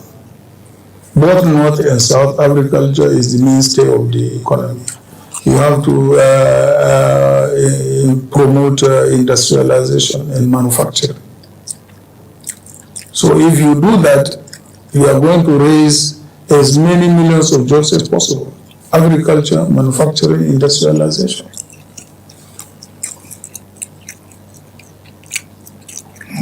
Right, you just mentioned Vision 2030 in Saudi Arabia, which is unfolding before our eyes. How do you envisage Nigeria without crude oil and Nigeria with a diversified economy? First of all, you have to use the crude oil revenue to help diversify your economy, because this is what they are doing. Yes. Yes. But the time will come when the last drop of crude oil. Of course. Sure. But by the time the last drop of crude is gone, you would have diversified the economy. So you would have diversified your agriculture, your manufacturing, your industrialization, and so on and so forth. Okay, let's talk education and health. What's your vision for developing the education sector? And health has also become very important.